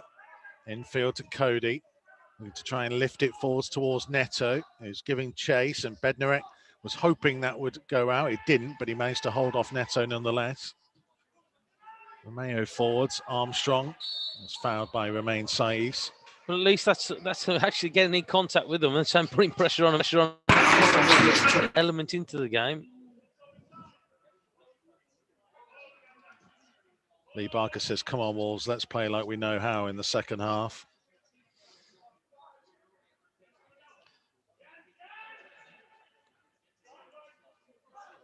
A lot of people unhappy on the live chat on the official Wolves YouTube channel.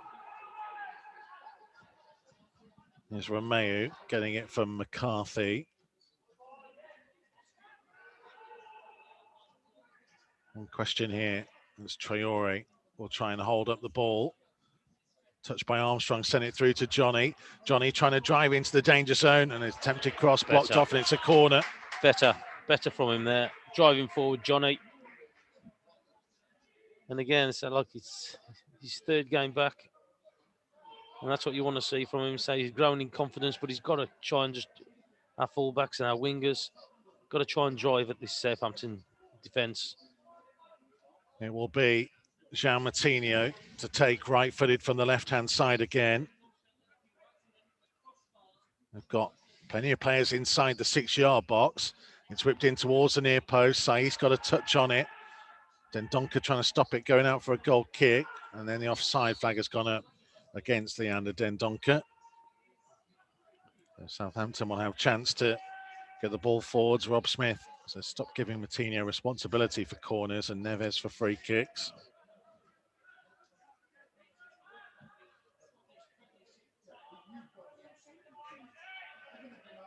Say there's quite a few angry comments coming through. Although Gerald says it could be 2-1.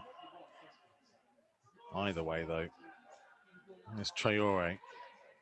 The minute Wolves need to find themselves a goal, they need to find some attacking impetus, and they're getting it from Semedo. Now for Neto. Trying to cut back infield on his left foot. Neto trying to strike. It was blocked just inside the penalty area by Vestergaard. The Wolves are going to get a throw. At least he's trying to be positive, isn't he? At least he's trying to get something away there, Neto. And that's what you want. So, look, be positive, have a go. Commit Southampton into some kind of challenge or get them out of that area where they're comfortable. Traore, he has stayed on that left-hand side. And he's looking to run away from Romeo, and he's done so. And now trying to cut infield onto his right foot. And attempted to switch the play to Semedo. Semedo trying to strike it, blocked off by Bertrand. And Wolves want a penalty, and they've got it! Blocked by Ryan Bertrand. And Graham Scott decided that he did so with his arm. And Wolves have a glorious chance to get back into this game. Well, Bertrand's gone to ground, hasn't he? He's trying to say that he's injured. Just watching it again. Oh. Well, he turns his body. Yeah, he turns his body. Ryan but Bertrand. He's put his arm out, hasn't he? Oh, yeah, he does hit your hand. Yeah, he sticks his left hand out. It'll be Ruben Neves, who has scored 5 penalties in his Wolves career. He's scored 2 already this season against Brighton and Arsenal. So he's already scored 1 from the spot on the south coast. Oh, this is going to be an important one to get us back into the game. 52 minutes on the clock. At the end where Wolves supporters would normally be, on their feet, waiting nervously, as many of you will be listening to this. Ruben Neves to step up right-footed against McCarthy. It's Neves who sends the keeper the wrong way, and Wolves are back on level terms. Southampton 1, Wolves 1, as cool as you like from Ruben Neves, who makes no mistake. Yeah, just into the second half, they've been a little bit more positive. They've been having a go, and again, that's come from Traore picking the ball up, going past 2 or 3 players, which he can do, and actually committing Southampton into actually coming out and trying to close them down. He was able to switch the play to Semedo, who had that shot, and which earned the penalty. But that's what they've got to do. They've got to try and be more positive in that top third for me. And so look and try and put Southampton on the back foot. They're back in the game now, though. Did him with the eyes, Ruben Neves. He spent a long time looking to the opposite corner, and that's where McCarthy went. Neves opened his body out. McCarthy dived right. The ball went to his left. And Wolves are back on level terms. Although Martinez's just lost it to Armstrong. Saiz went flying in. Oh, I don't know about that. A free kick given against him, and a card coming for Romain Saiz as well. It's a yellow card. I don't think there was anything wrong with that. I know Selo could have bit away from it again, but I thought that he won the ball there. Saiz, he's gone to ground. And again, so you know my thoughts on tackling, and no, he's won the ball. Studs are up, but he wins the ball cleanly, and he doesn't make any contact with the Southampton player either. I think that's not a foul for me. That's not a foul for me. Southampton 1, Wolves 1.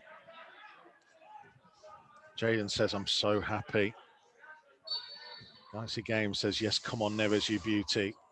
As Ward-Prowse's ball will be lifted all the way through to Rui Patricio. We saw the kind of effect that getting a penalty and scoring had against Arsenal a couple of weeks ago, albeit with Arsenal losing players as well. But sometimes Wolves just need a spark of impetus, and they have one now.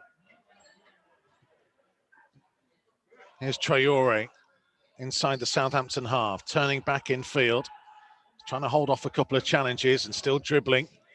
Finds Dendoncker. Dendoncker nearly showed too much of it to Minamino, but was allowed to continue on. Neto, 3 players around him, and eventually the third in Romeo took the ball off him.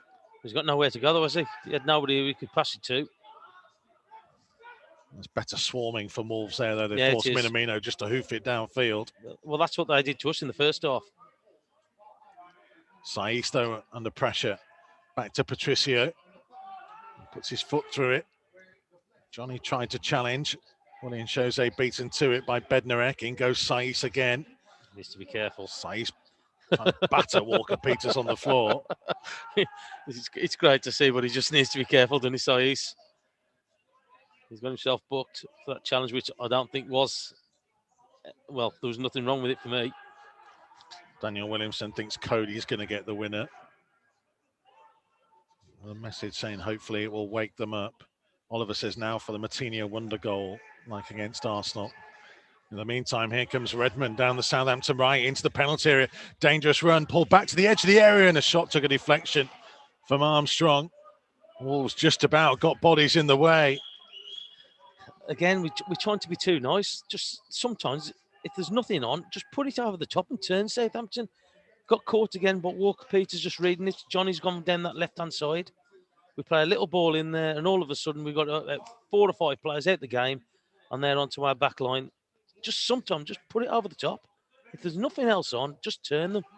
We've got pace up there. Connor Cody putting his body in the way. Yeah, he does that well, doesn't he? He makes sure that he gets his body there. Saints 1, Wolves 1, 58.5 minutes played. Redmond Well, he was wanting to take a short corner, but Graham Scott's seen something he didn't like inside a crowded and congested 6-yard box. Well, I'm just watching there. Neto needs to go and mark Ward-Prowse. So I think they did it at the Molyneux as well, where Redmond's on it. Ward-Prowse is standing there. Go and stand next to Ward-Prowse. Yeah, he's more than 10 yards from the corner, so you could have done. It's gone toward Prowse, who's infield to Armstrong, who lifts it in. Then Donker down. Southampton won a penalty. No. It's cleared as far as Walker-Peters. And now Traore trying to get to the loose ball, and Traore can try and set off here down the right-hand side. Romeo trying to track back with him, but he can't foul him. And in the end, Romeo gets a touch on the ball, and it's a throw to Wolves. And Graham Scott suggesting that he's had word from VAR and there was nothing worth looking at. I'll tell you what, I'll just appeal for something, see if I can get anything. I think that was a case of that. There's quite a few Southampton players that were very vocal in their appeals. Well, they have been with a couple of the decisions again, so like when there's been anybody near them. Cody with a sweeping ball out to Semedo, midway inside the Southampton half. Infield to Neto. Now for Matinho. Back to halfway to Dendoncker. Infield to Cody. Cody looking to try and ping it out, and that's a lovely ball to find the chest of Neto. To Semedo. On again to Pedro Neto. Semedo was caught late. Back for a Wolves free kick. That's better. That's better. So get the ball up, quality up to there. Feed off him, options, and that's what's just happened there. And again, you get a good free kick in a good area. Lads from the back come up. 58 minutes played. Southampton 1, Wolves 1. Andy John says, stay positive, Wolves. Stay positive, everyone. Come on, Wolves. Now we know about the Southampton line. Just give yourself a little bit of space, a little bit of time.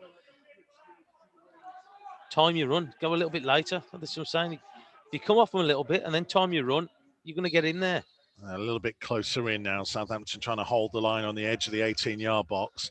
Matinho to whip it in right-footed from that right-hand side. And he hangs it up high, and it's a comfortable take by McCarthy. Rolls it out to Ings, as you can hear the big sigh of frustration from Tomo. Again, he's got better quality than that, and that's the frustrating part. He's got better quality. Well, I imagine he maybe felt that Traore, we'll come back to it because that's a lovely pass by Neves, and Traore is setting off at speed here, and Semedo is arriving right-hand side of the penalty area, low cross, blocked off by Vestergaard, comes back to Semedo, left-footed cross from him, headed away by Bednarek. Neves trying to hit it up and hit it on the volley, and it was straight at McCarthy, just about bounced in front of him. Yeah, better. I'll tell you the difference. Traore again on the ball and running with it. It's caused Southampton problems because they can't match him, and that's what they've got to do. They've got to do that better. Was it Carl Robinson before the game on our build-up saying that sometimes maybe worth just giving Traore a free roll and let him roam and just get involved where he wants? Just try and feed the ball to him. Try and get the ball to him as much as you can. Oh, just needed. Donker's ball looking for Neto, and two Southampton defenders collide, and then Bednarek brings down Pedro Neto, and that's going to be a yellow card. Better. I'm going to say they're getting closer to him. They're putting pressure on them. The two centre halves aren't as comfortable at the moment as they were in that first half, and that's come from being in contact with them. Again, good play from Neto, just getting on the ball. Just the tempo has just swung, isn't it? But what they're getting into the faces, they're getting closer to them to put pressure on them. That wouldn't have happened in the first half. They would have got the ball down, nice and easy, passed it to the other centre half, and all of a sudden, because he's putting pressure on them, all of a sudden they're on the back foot and they're giving away these fouls. Matinho with a free kick. Southampton are preparing a change. I think Wolves might be thinking of one because we've got to the hour mark now, and this is the longest Johnny has played. Yeah, so usually he's gone in at half time, hasn't he? Matinho with the free kick, whipped into a dangerous area, and it was a Southampton foot that had to turn it behind. What a great ball. And you know, when you talk about Matt Letizia, when he talks about putting free kicks in there, you've got to have people who are willing to get in there when it hurts, and that was one of them for me. He was a great ball in. Oh, you've got to be. Oh, Neves was the only man who was chasing in with three Southampton defenders. And again, Nuno's just turned away there. But that's where you've got to get people in there. It's a great ball in. And that's what I said with Bet Matinho. We know he's got a good delivery. Musa Gineppo coming on for Takumi Minamino.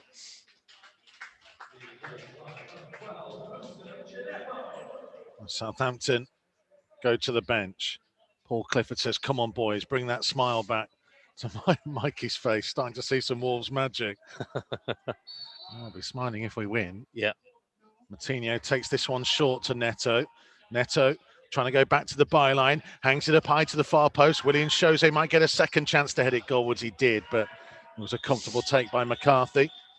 62 played, still 1-1. Just got to keep this up now. Just got to keep it up. You've got Southampton at least backtracking, causing a problem for them. And that's because we've been more positive. We've been a little bit closer to them. We've put more pressure on them. But also as well, we've started to get our wide and front players into play a little bit more. Here's Traore inside the centre circle, finding Neves, who attempted to try and lift it early to the right-hand side. Traore will get to the loose ball on the Wolves' right. Back to Dendoncker. They've just been sharper and snappier into almost everything second half, Wolves. There's Semedo. Oh, loose touch just as we give him praise. Commentators cursing it. God. Southampton 1, Wolves 1. 63 minutes have gone here. It's headed forwards that Cody can play to his left-hand side. Saiz. There's Johnny back in field to Cody. Dendoncker trying to hit a big crossfield ball diagonally. Walker-Peters' header has gone straight to Johnny. Johnny trying to find his way into the penalty area, just being held up by Walker-Peters, still twisting and turning, and he'll settle for a Wolves corner. Well, his energy levels are incredible for being out for 6 months and back in a week ago. It's the longest he's played so far, and he's still finding himself high up the field. Yeah, he's done well there. I think he got it stuck under his feet a little bit there. He's done a little turn. Yeah, he just got it stuck under his feet a little bit. Just unfortunate, it just didn't break for him. But again, it's been more positive from them, from the team there. Just keep them on the back foot now. Don't let them come back into it. Martinez's corner, right-footed from the left-hand side. He's going to play it short to Neto again. Run around him on the outside. It comes to Matinho, who lifts it in first time, but it's headed away at the near post by Bednarek. Lifted back in by Semedo. That's going to go harmlessly through. Daniel Williamson says should have played this temp in the first half. Yeah. This tempo. Yeah, I agree. He also wants Cody to get in the box for a header to win the game. There you go. Keep pushing. There you go. So it's pressure being put on Vestergaard. But it's ended up back with their keeper. So before they were just playing it into that midfield slot for either Redmond or Ings. Now William Jose nodding it down to Neves. Lovely first time pass into the path of Neto. Right hand side of the penalty area. Back onto his left foot. Now onto his right. Neto still dribbling. What a goal! Simply sublime from Pedro Neto. And Wolves have turned it round against Southampton again. Brilliant pass by Ruben Neves to find him. He could have crossed it, Pedro Neto. He decided to take on the responsibility himself. And he's produced something stunning. It's Southampton 1, Wolves 2. Oh, so look, there you go. You talk about people being positive and taking things to Southampton, and you just saw that there. It was good build-up play to start with. Great ball out from Neves. But he's got a lot to do still. It's a great finish. Great finish. Best of all, Vestergaard there just showing him down the line. And he's got the pace and the skill just to get past him. It's a great finish, though. Oh, yeah. McCarthy's got no chance. It's come that sharp at him. But it's great feet. Oh, yeah. He left Vestergaard, who had no chance. No. From a narrow angle that he had no real right to get to. He likes scoring against Southampton. It's the third out of his 10 Wolves career goals that have been scored against the Saints. Just got to keep going now, though. They've got to keep putting the pressure on. Don't back off. Don't let Southampton come into it, because it's been a totally different second half from Wolves. They've made it difficult for Southampton. They've got into them. Oh, he's hit that off Ings, isn't he? Yeah, Gineppo hit it off Ings, but Southampton have got the throw. Marçal is stripped and ready to come on. Well, I think that's going to be the call for Johnny, isn't it? Marçal himself making his comeback from injury. Here's Bertrand, blocked off by Neves. And I say I wanted to give credit to Neves because it was a wonderful first-time pass. It was a great ball because it come to him pretty quick. And to sort his feet out. Here's Ings on the left-hand side. Dangerous cross in, turned away by Saiss. It'll be a Southampton throw 10 yards from the corner flag. Well, they've got to not let it drop now. They've got themselves back into it because they've actually competed with Southampton. And that's the reason why. Taken out the air by Patricio, who's launched it downfield towards Willian Jose. And it was Bednarek who just headed it down to Walker Peters, who tries to go on the outside of Johnny. On down the line for Redmond. He's drawn Saiss out with him. Saiss forcing him backwards. The ball goes infield to Romeu. Romeu trying to slide it on towards Gineppo. Semedo got a touch. Ings hitting it from outside the area over the top. That's better from Semedo, though. Actually going in there, putting the challenge in. Shea Adams stripped and ready for Southampton as well. It is Johnny that comes off for Marçal. His first involvement since going off in the draw against Spurs. He's done well, Johnny, again. So he's been energetic down that left-hand side, hasn't he? He's played a little bit longer now. Was it nearly 70 minutes he's played? So, again, they're just introducing him bit by bit, aren't they? Yeah, his first appearance. He's missed the last 11 games, Marçal. Stuart Armstrong going off for Shea Adams to come on. Yeah, he's had a bit of a quieter second half, hasn't he, Armstrong? But that's down to Wolves' play and the way that they've gone about it. Well done by Dendoncker. Dendoncker heading back to Rui Patricio. Well, Pedro Neto is a good-looking young man anyway. But I think there'll be more Wolves fans professing their love for him on Valentine's weekend if that goal turns out to be the winner. Willian Jose. Well, that should have been a handball against Vestergaard. Yeah, and it's unlucky because Willian Jose lost his footing and still managed to dig the ball forwards. Adams trying to get in behind Saiss, but better defending this time for the Moroccan. Clears to halfway. Traore. Southampton have a man down on halfway. That's Walker Peters, and may well be forced into another change. Well, hasn't he been out with an hamstring or an injury lately? He's only come back against Wolves, wasn't it? Yeah, in the FA Cup on Thursday. But again, they've just got to keep this tempo up now. They've got 20 minutes left. Just got to keep going. You see Connor Cody making sure they're just gearing them up, keep them going, keep the closing down. And it's been a totally different Wolves in the second half for me. Pedro Neto hadn't scored for 13 games before producing that. And it was pretty special. And the amazing MJK on our YouTube chat says Neto is the best young player in the Premier League, no discussion. Well, they're going to make another change as well, I think. Definitely got them rattled. Joe Sabella says, Neto, you absolute beauty. Samuel wants a third to put the game to bed. Daniel says these points are vital.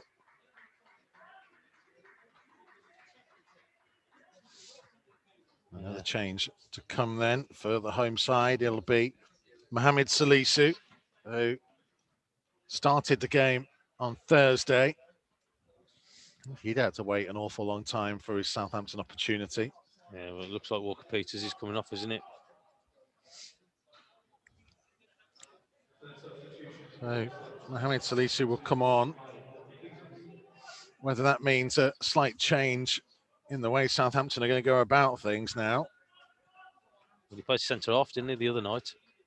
Yeah, so they could manoeuvre and play Bertrand as a left wing back and maybe Gineppo as a right wing back. And go to three centre halves to try and counter. It looks like they're doing that, isn't Wolves it? are going at the minute. Well, it looks like they're going to do that. So 71 minutes played. Southampton have now made all three changes. Wolves have only made one. That looks a fell throw. I was going to say, you're seeing that more and more, aren't you now? Fell throws by Premiership players. Oh. Not like back in your day, was it? No. You never misplaced a throw. Exactly. You know me so well, mate. I'm not going to say anything bad about you. Marcel's been penalised here. Midway inside his own half. I think he just stuck a hand out towards Redmond to kind of fend him off and caught him in the face. I think he was just giving him a loving stroke on his beard with Valentine's Day. No. Not for me either. No. I'll just say... The arm was up, but I don't think there was... He's not swung it. And if anything, he's caught him with a finger in his face. Ward-Prowse ready and set to whip the ball in from out on the right-hand touchline, midway inside the half. Wolves' defensive line just inside their own penalty area. Haven't had much joy in an attacking sense at these type of free kicks. Ward-Prowse wants Neto to go a further yard back. Here comes that delivery. It hits Pedro Neto. Matinho sliced his clearance, and so did Neves. Comes through to the left for Southampton. Vestergaard through the legs of Dendoncker. Traore just launched it downfield. Past that, couldn't he? Neto will challenge. He's going to drop it towards Ruben Neves. Neves trying to carry it on down the right-hand side. A lung-busting run. Well played. Romeo got a touch to it, did he? Yes. Wolves throw. Well played, Neves. Well played. The ball just sat up invitingly. It was Ward-Prowse and Neto that challenged, and Neto didn't really make the contact with the ball. And if he had have done, he had support up with him. Neves got back. I think that should have been a goal kick. Goal kick, yeah. Taking it's it. actually been giving us a corner as Yeah, well. Where I know. Well, the assistant referee was right close to it. He was the one who awarded it. And it's Neto to take it. Left-footed from the right-hand side. It's going to go short towards Matinho. Neto's run round him on the outside. Left-footed cross, again headed away by Ings at the near post. Semedo trying to lift it back in. It's a good ball to pick out Traore, who crosses in dangerously, and the goalkeeper grabs it at the second attempt. Oh, have a gamble. Somebody get in front of the keeper. It's good ball in from Traore for me. You just got to have a gamble there. Try and just get in front of the keeper. Willian there. Quick sprint just to get across it. Here's the turnaround for you. Wolves 48% first half, 58% second. 6 shots to Southampton's 2. They've had 4 corners to 1. The cross success rate is still poor at 1 out of 11. But the dribbles has been much more successful. Well, that tells you everything about Traore and Neto, isn't it? They've been better in the second half. There's Dendoncker. Just about quarter an hour to go at St Mary's. Southampton 1, Wolves 2. When it shows they can't get to Saïs's pass. Adams blocked off by Neves. Ward-Prowse. To Salisu. Traore got a foot in on him. Well, better. There you go. So, middle third of the pitch, not allowing Southampton to come up. Neto set off here, and Semedo is up with him, but Neto might go alone. Wriggling through it, comes to Traore, who tried to smack it, and it hit Ward-Prowse right in front of him. Neves trying to get a foot in. Redmond will clear. Dendoncker challenging with Ings. Through the legs of Dendoncker, in goes Matinho. This is much more fight from Wolves. Yeah, and that's what you want to see, a little bit of fight, but at least they're getting into those tackles, aren't they? At least they're getting some kind of contact. When that first half, they were just bypassing them. There's Ward-Prowse. Out to the right side to Gineppo. Back in field to Ward-Prowse. He'll let it run to Romeo, just on the right side of the centre circle. Salisu wide for Bertrand, in behind for Shea Adams. Flagger stayed down. Adams left-hand side of the penalty area, trying to pull it back. It came off Dendoncker, and they're asking. Wolves, and the flag stayed down. I thought it was offside. Well, I'm sure the VAR will be in his ear about it. Yeah, no, I think he might have been on. I don't know. Just bent his run with Connor Cody. Let's get the lines out. I've always liked them lines. Ward-Prowse's corner, right-footed from the left-hand side. Whipped in high to the far post. Patricio has come and claimed it. Great take. That's what you want from your experienced keeper. Well played. Well played. Relieves all the pressure. I think on their live chat, by the way, on our Wolves YouTube channel. I think Daniel, who's the man who wants Connor Cody to get the winner. I'm not suggesting anything negative about this, but it is Valentine's weekend, and he's now talking about Europe, here we come. So I don't know whether the celebration started early or have just continued on from last night. He's emotional. He's emotional, mate. An emotional moment seeing Pedro Neto break his little mini goal drought. Yeah, just got to keep that tempo up, what they've set in this second half. It's been a lot better. So 13 minutes remaining. Header forwards that William Jose challenges. Traore trying to hold off Romeu, and he'll be able to run into the penalty area here. Traore pulling it back, but blocked off by Ward-Prowse, and Romeu can carry it clear. Yeah, they just had two players set there, didn't they? Just for the pullback. Redmond being tracked all the way by Saiss. It's a long way into the half. Traore putting pressure on the goalkeeper. Martinho will win the header. Saiss couldn't get a touch on it. He's on. He's on. And Traore is letting it run, and it runs out of play for a goal kick. Yeah, he's only 20 yards offside. He still did put his flag up, the assistant referee. Helen thinks that we should bolster midfield.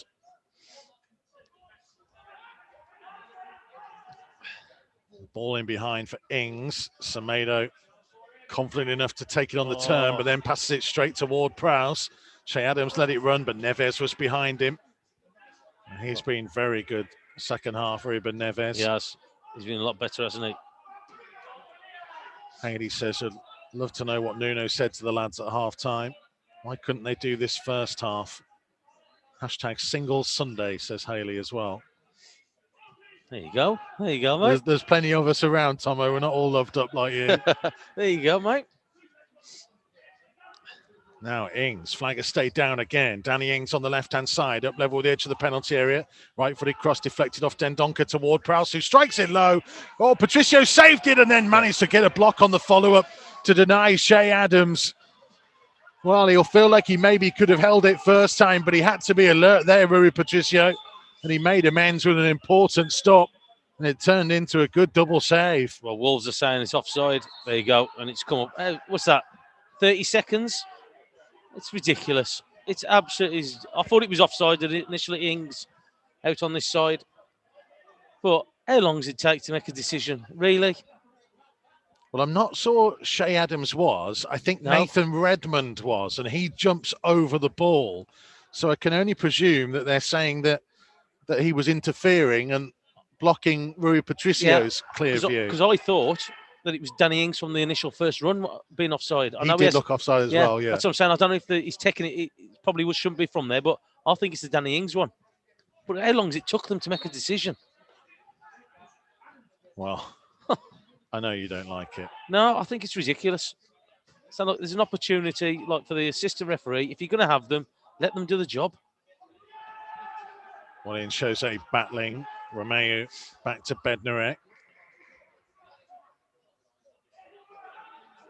There's Ings toward Prowse. Into the final 10 minutes we go at St Mary's. Southampton 1, Wolves 2. Bertrand on the left-hand side. Being blocked off by Semedo. Neto coming to help him out. Bertrand trying to find his way out of a tight corner, and he pulled down Semedo. And Wolves get a free kick. I'll say Bertrand's grabbed him around the waist. But you could see where he was going there. He was going nowhere. The challenge didn't come in because people were just standing off him.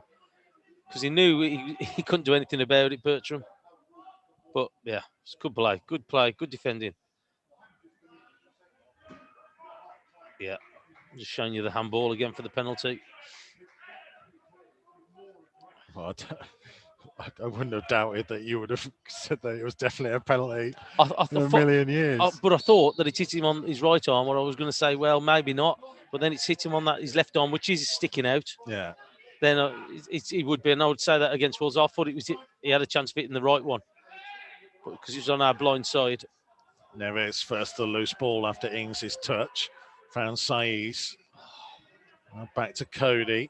Under pressure from Adams, but it's a good ball to Neto, who flicked it in first time.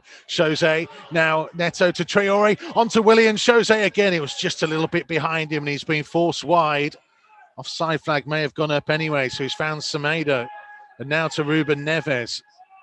Infield to Romain Saiz. The third goal may well kill it off. Nice ball out to Marçal on the left, closed down by Gineppo, Wolves throw. Well, isn't it better? Isn't it better tempo and pace from in this second half? And as people have said, why haven't they played like that in the first half? Because they're definitely getting in to Southampton a lot more.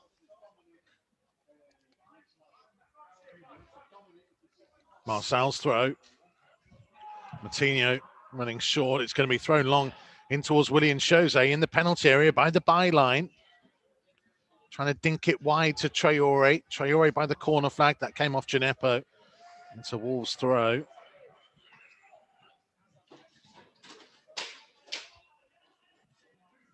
Wolves leading by 2-1 with 7.5 minutes to go. Now this is where your game management comes into it, doesn't it? Nothing silly, but carry on with what you're doing. Carry on with the same kind of format. That's got you where you are. Here is Patricio, who's closed down by Danny Ings. The ball loops to Saiz, who heads it backwards. He's going to get a second chance to try and clear under pressure from Redmond. Lifts it towards halfway. Two Southampton players got in each other's way. And Adama Traore, and then he stands on the ball, but he still gets hold of it. And he then tries to wriggle past Bednarek, and he looked like he was brought down, and Wolves can't believe a free kick wasn't given. And Redmond now coming forwards, and he whips across in towards Shea Adams, who diving heads the ball well wide of the near post. I can't believe that's not a free kick on Adama Traore. Well, the only thing I can think about, and I don't understand why he's not booked him then, is simulation. If he thinks he's dived, because there's definite contact there. Yeah. I think that he thinks he's dived. Why hasn't he booked him or gone in to have a word with him if he thinks that he's gone over too easily? Dangerous ball in that Shea Adams didn't manage to manoeuvre his neck muscles to get it on target, just kind of sent it further away from goal. Well, I'm pleased that it was him rather than Ings, put it that way.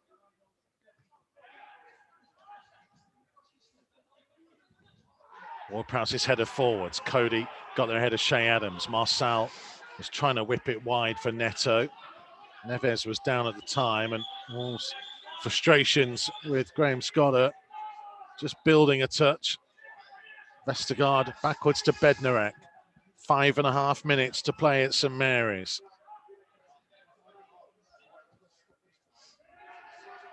Here's Redmond, just over halfway. Back into the centre circle to Bednarek. To his left-hand side to Vestergaard. Romeu was closed by Neves. Romeu gets it again from Bednarek, turns and plays it to Salisu on the left-hand side.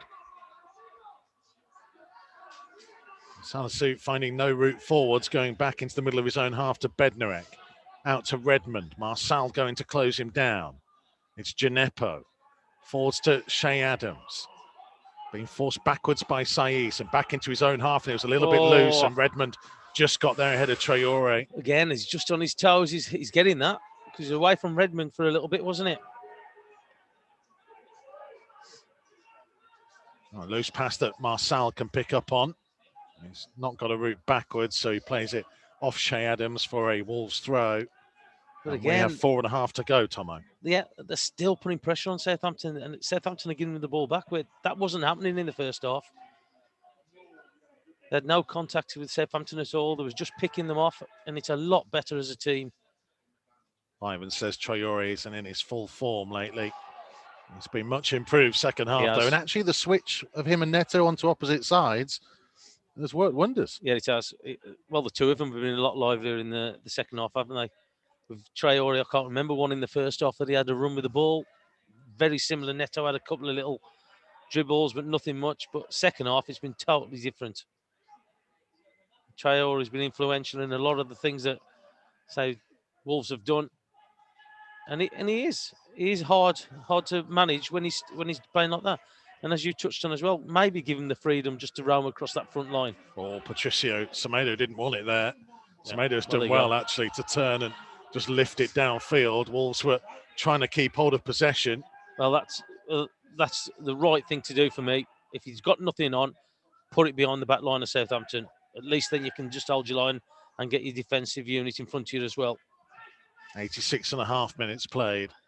Redmond back into his own half to Romeo, just to the left of the centre circle, over halfway. Martinho snapping. Ball comes to Bednarek across the centre circle, to the right-hand side to Gineppo. Back infield to Oriol Romeo. Closed down by Martinho. And the ball now finds its way to Traore. And Traore can try and set off here.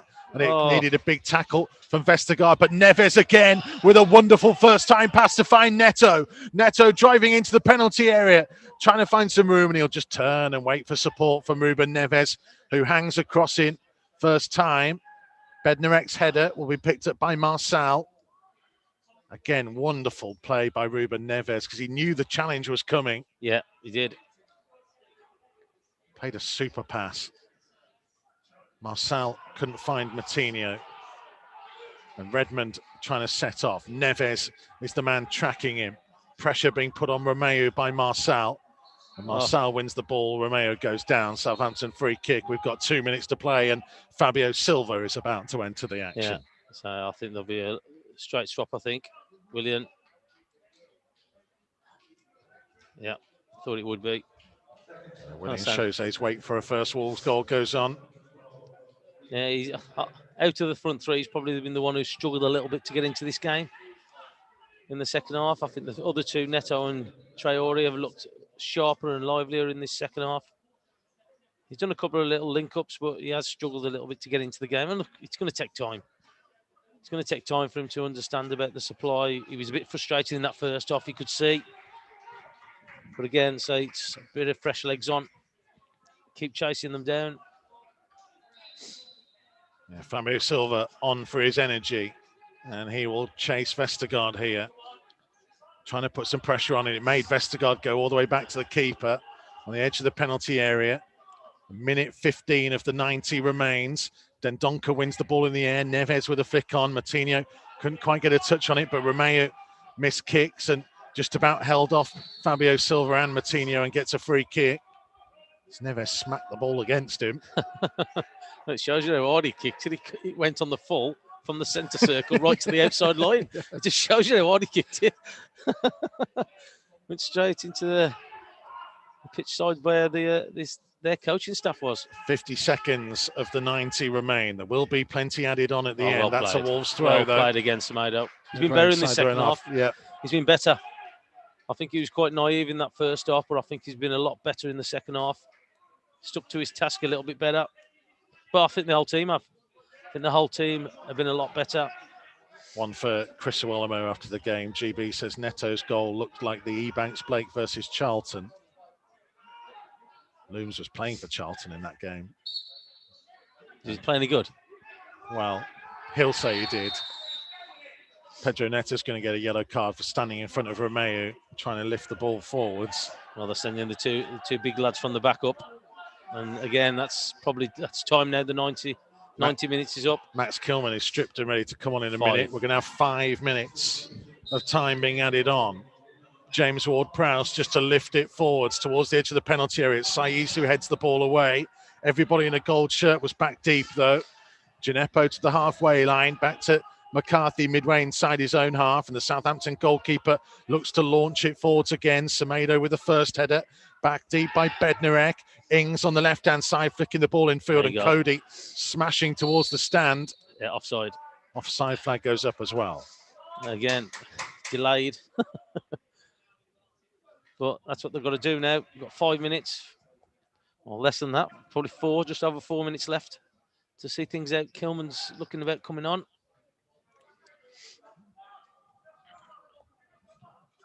What a turnaround in the second half after Danny Ings had given Southampton a deserved lead at half-time. We were pretty forthright and honest in our appraisals at the break.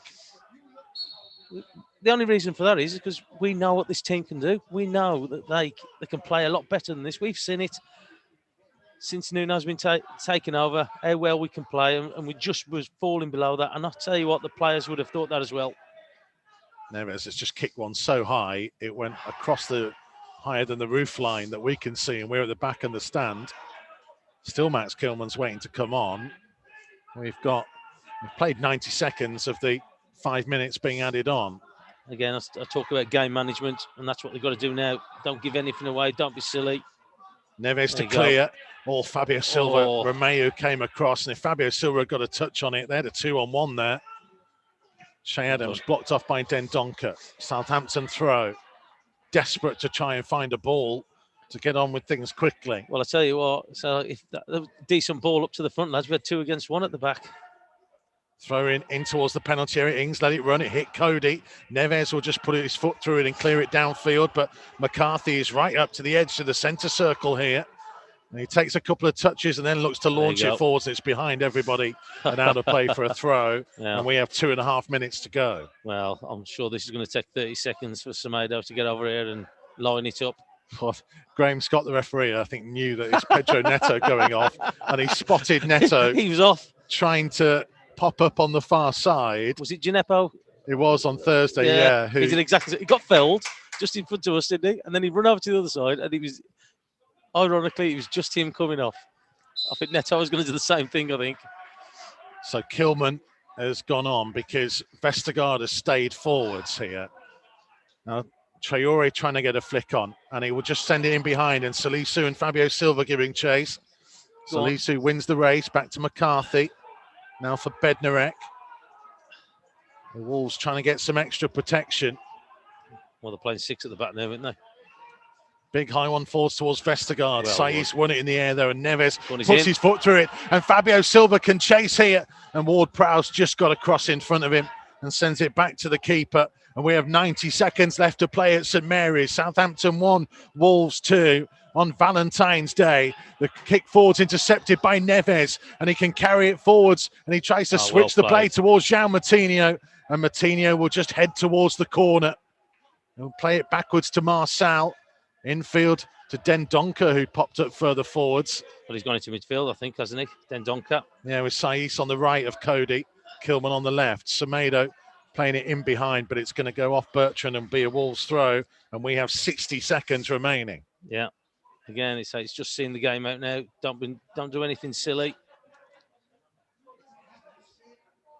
Just play down the line. Don't go inside. You want to play the line. Semedo throwing towards Fabio Silva. Challenge, so did Traore. It drops towards Fabio Silva, comes back to Semedo. He's trying to hold off Bertrand as he hits it off Bertrand and gets another throw. That's better. That's better. Can't be scoring if you got it in the top half of in the field. 30 seconds of the 5 minutes that were added on left to play. Dendoncker is there, but the throw goes towards Fabio Silva. Romeu tries to put his foot through it. Traore flicking it to Neves. First time from him to Semedo. Backwards to Saiz. Saiz switching it to Kilman. Kilman was being chased down by Adams and just smashed it into the stand.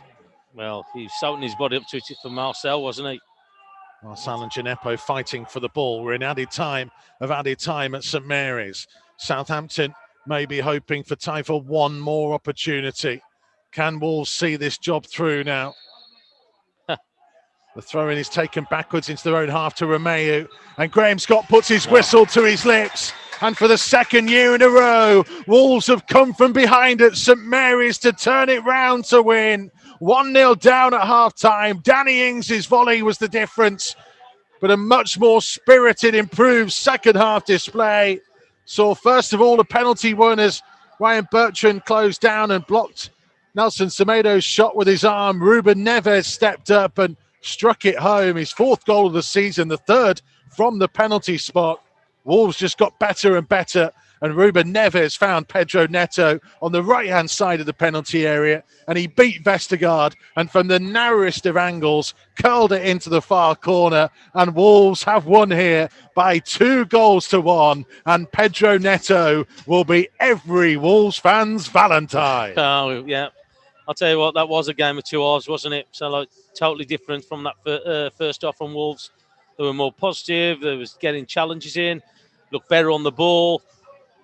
And again, they've got those 2 goals. And again, the winners come from Neto. Great finish, great shot. But again, it just shows what this team can do. If they play the way that they do and to their potential, they'll give anybody a problem. And they've done that in the second half. I know people are asking, why can't we do it in the first half? But again, we've got those 3 points, which matters. And it was a better performance in the second half. That was the key for me as well. Well, they set the standard, didn't they, against Arsenal in that second half of that game and against Leicester. And we looked at them and said they need to keep that going. And they fell short of it first half. And you, Ikeme, Chris Iwelumo, rightly called them out on it. Nuno would have called them out on it in that dressing room. Second half, back up to the levels we expect.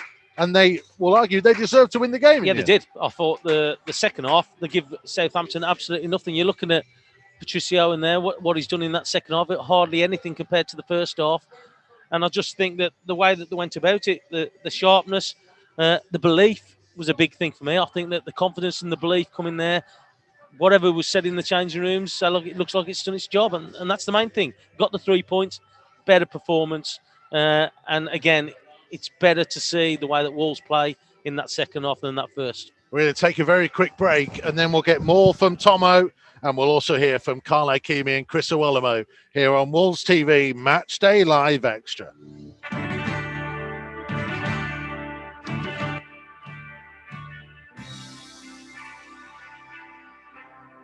Matchday Live on Wolves TV. Listen for free online at wolves.co.uk or on the move anywhere in the world via the Wolves app.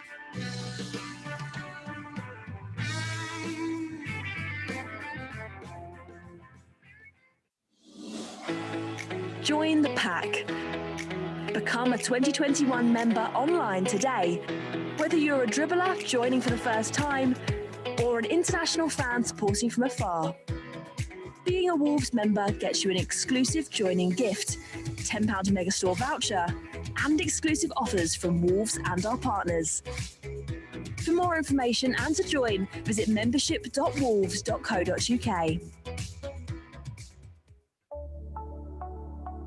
Wolves Lottery is committed to helping Wolverhampton and the local community improve, whilst giving fans the chance to win some fantastic money-can't-buy prizes, excellent Wolves experiences, as well as £1,800 given away every week.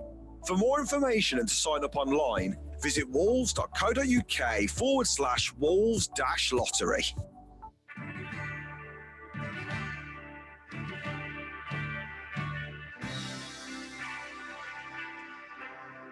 Matchday Live on Wolves TV. Listen for free online at wolves.co.uk or on the move anywhere in the world via the Wolves app. So full time at St Mary's. It finished Southampton 1, Wolves 2. What a difference 45 minutes can make. Wolves dominated possession in the second half, only marginally, but it's important. 7 shots to Southampton's 4. This is all just in the second half, by the way. 4-1 in terms of those on target. 3 were blocked. They had 5 corners compared to Southampton's 2. They also had more passes. The pass success rate was better than Southampton. They're still only around 75%, but they were a little bit more successful in terms of their dribbles, and they had plenty more of them in the second half. Looking at the boys' faces as well. I mean, listen, as I just said to Tomo, I think we were right to call it out at half-time because it wasn't good enough first half. But that second half, that is much more what we expect. It wasn't perfect, Chris Iwelumo. There's still a lot to work on.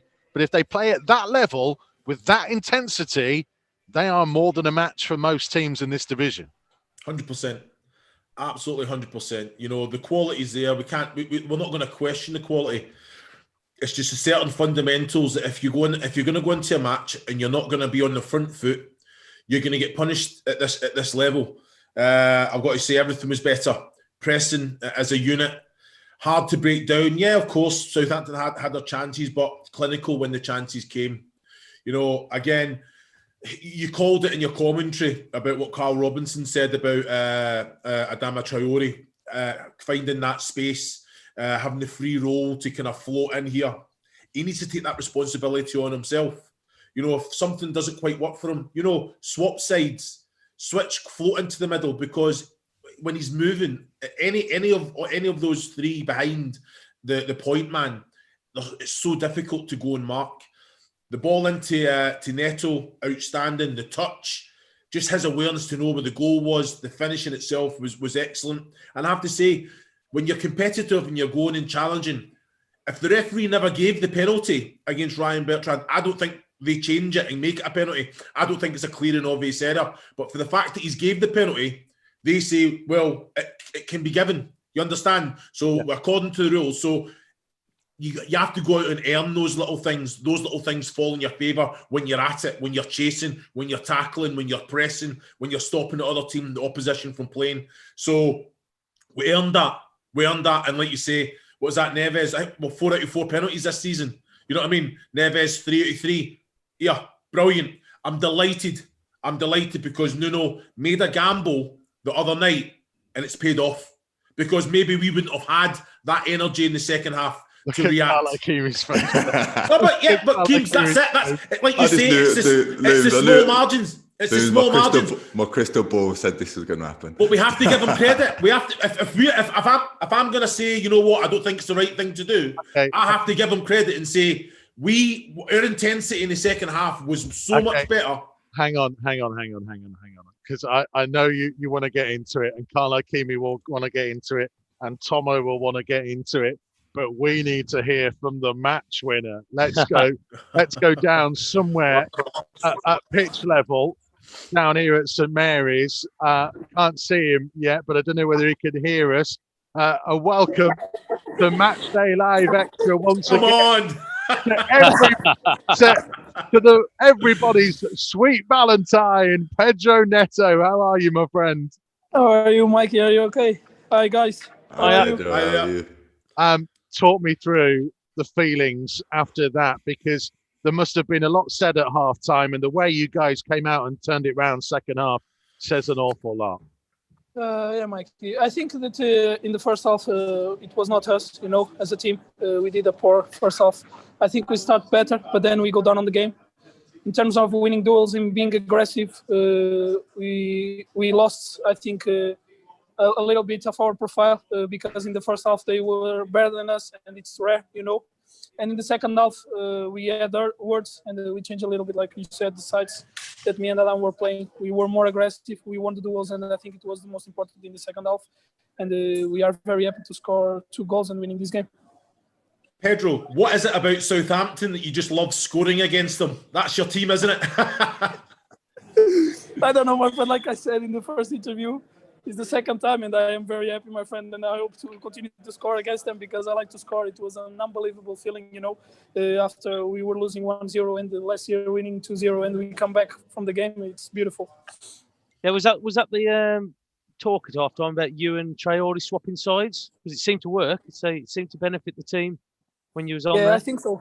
Because we were having troubles in the wider areas, and they let too much spaces inside. I think in the last year we did the same with me, like playing behind the hole and Adama, but in the second half we play more inside me and Adama. We create chances, and the game changed a lot, like you saw. And I think it was an improve to the game, and we scored the 2 goals. Pedro, let's talk about the magical moment of the game.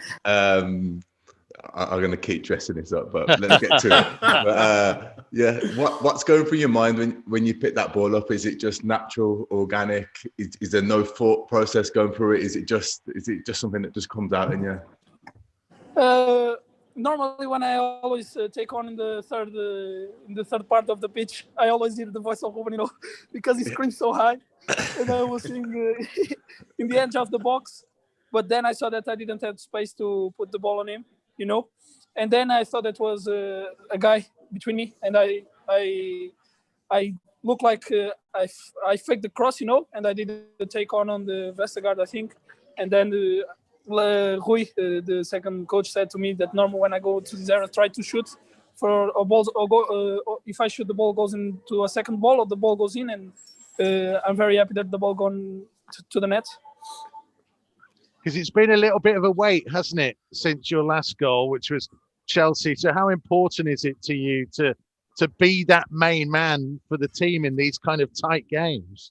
My friend, I think it's the goal I needed. I think that I have been good games. I have been doing good games. But I think that I live for the goals. Of course, I like to create, but one of the most important things in the football is the goals. I was a little bit far from the goal in the last games, but today I tried to play a little bit higher, and I am very happy that I scored this goal and to take more confidence to myself. When you take out the first 45 minutes, which you've said you weren't quite at the levels that you expect, and you look at the recent form now in the Premier League, does it really feel as a group like you have turned the corner and you are building something for the rest of the season? Yeah, like I said, Mikey, the first round of the Premier League was not so good for us, but we are trying to do a good second round that we want. I think that we all want to improve, and what we did in the second half is what we want to do in all the games, being aggressive, like a pack, go all the way. And I think we have to take as an example the second half to the other games. Well done today, my friend, and thank you guys. By the time you get back to Molineux, there'll be loads of flowers and roses and chocolates and you said some. Thank you guys. Thank you very much. Mikey. Thank you very much. Thank you very much, guys. Well done, Pedro. Brilliant. Thank you. Well done, mate. Here on Matchday Live Extra.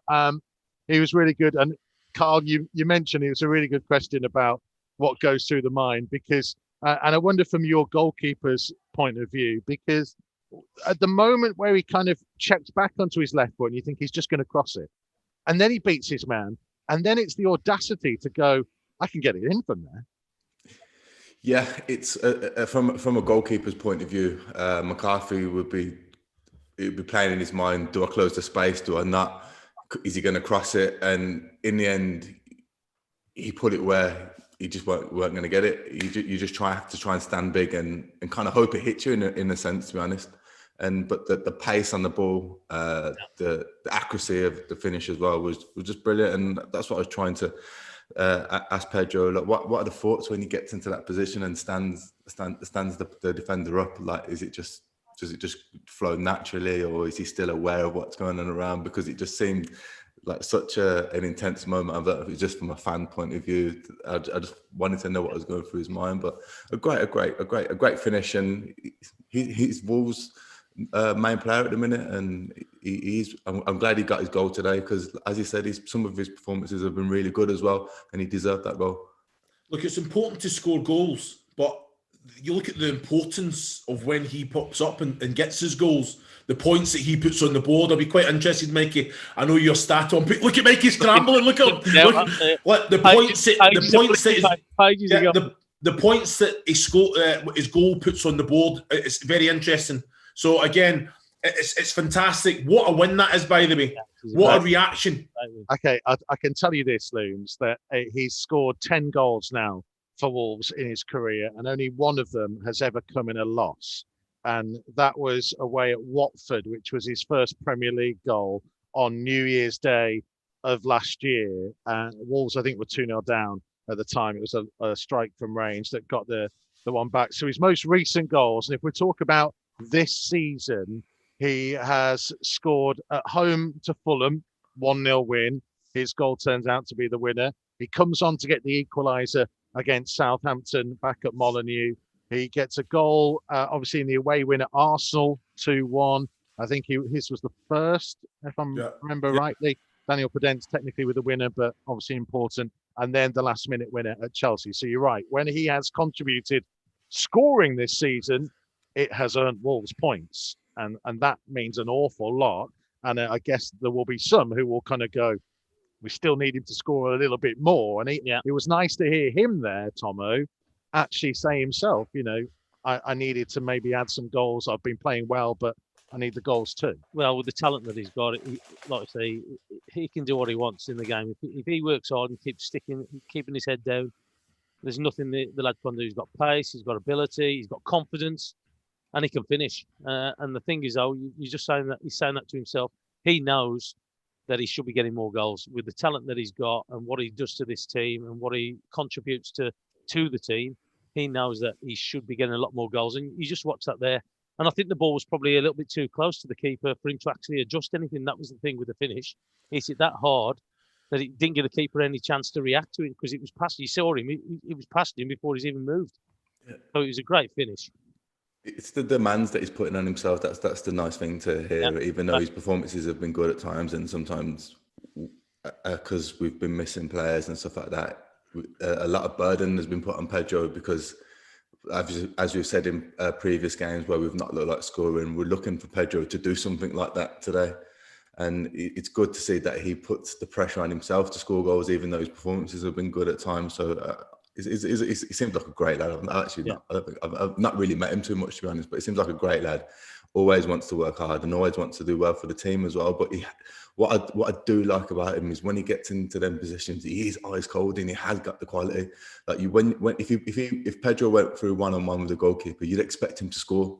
We can't say that about just football in general, about some attacking players. You're hoping they'll score, but you know he's got that quality and the thought of mind to slap them balls away, and that's why the finish was so special. Okay, I want to just open it out for all three of you really here, because I say we were quite forthright at half time and fairly so, I think, but interested in all three of you because you've all been in that kind of situation. And I wondered whether the three of you can think of reasons why it changed. What was different about the second half? What will they have said? And then what did they put into focus to make sure that game turned on its head?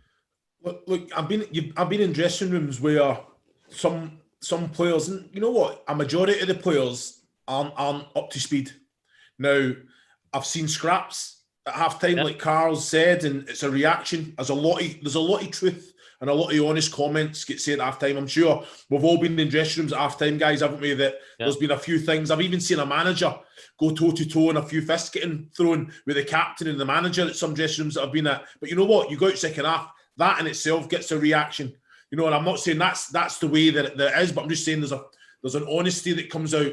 The players know that they've not reached the standards, and they go out and they delivered. You know what? But what I was trying to say at half time was that the other team, the opposition, expect that. So they know if they can weather the storm for the first 10, 15 minutes, then, and you've not capitalised. We were 2-1 up after 15 minutes. We were 2-1. We'd taken the lead. You know what I mean? So that just shows you the reaction, what the boys had said to each other, what the staff had inputted to the players. Everyone took it on board. They knew exactly that they weren't nowhere near the levels that and the quality that we've got. But they also showed the character, the determination, and that says a lot more than just because we know the talent's there, we know the quality's there, but it's the reaction, it's the doing the fundamentals, the basics well, and that's what we've done, and that's what we grew into a match.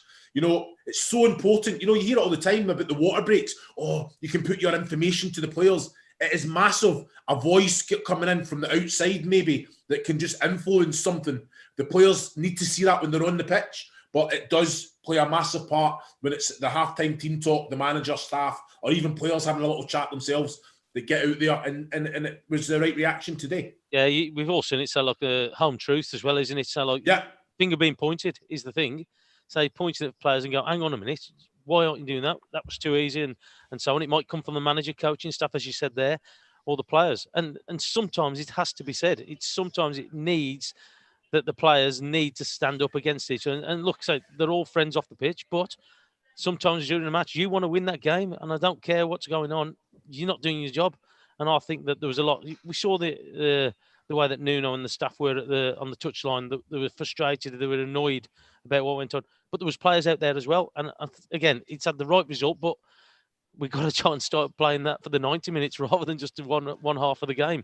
Because I say we're chasing the game all the time, and fortunate enough we got away with it today because of better second half. But also as well, we all saw the difference in that second half, where they were probably a yard sharper. They were closer to the Southampton team. They never give Southampton that much in that second half, and that's what we want to see from our team. I think it's not. I think what we were saying at halftime, and I'm sure no one will take it that way, and I'm sure none of us meant it that way. Is we've all been in that position where we've not quite been at it, and we all know what reaction happens in the change room, and it's not.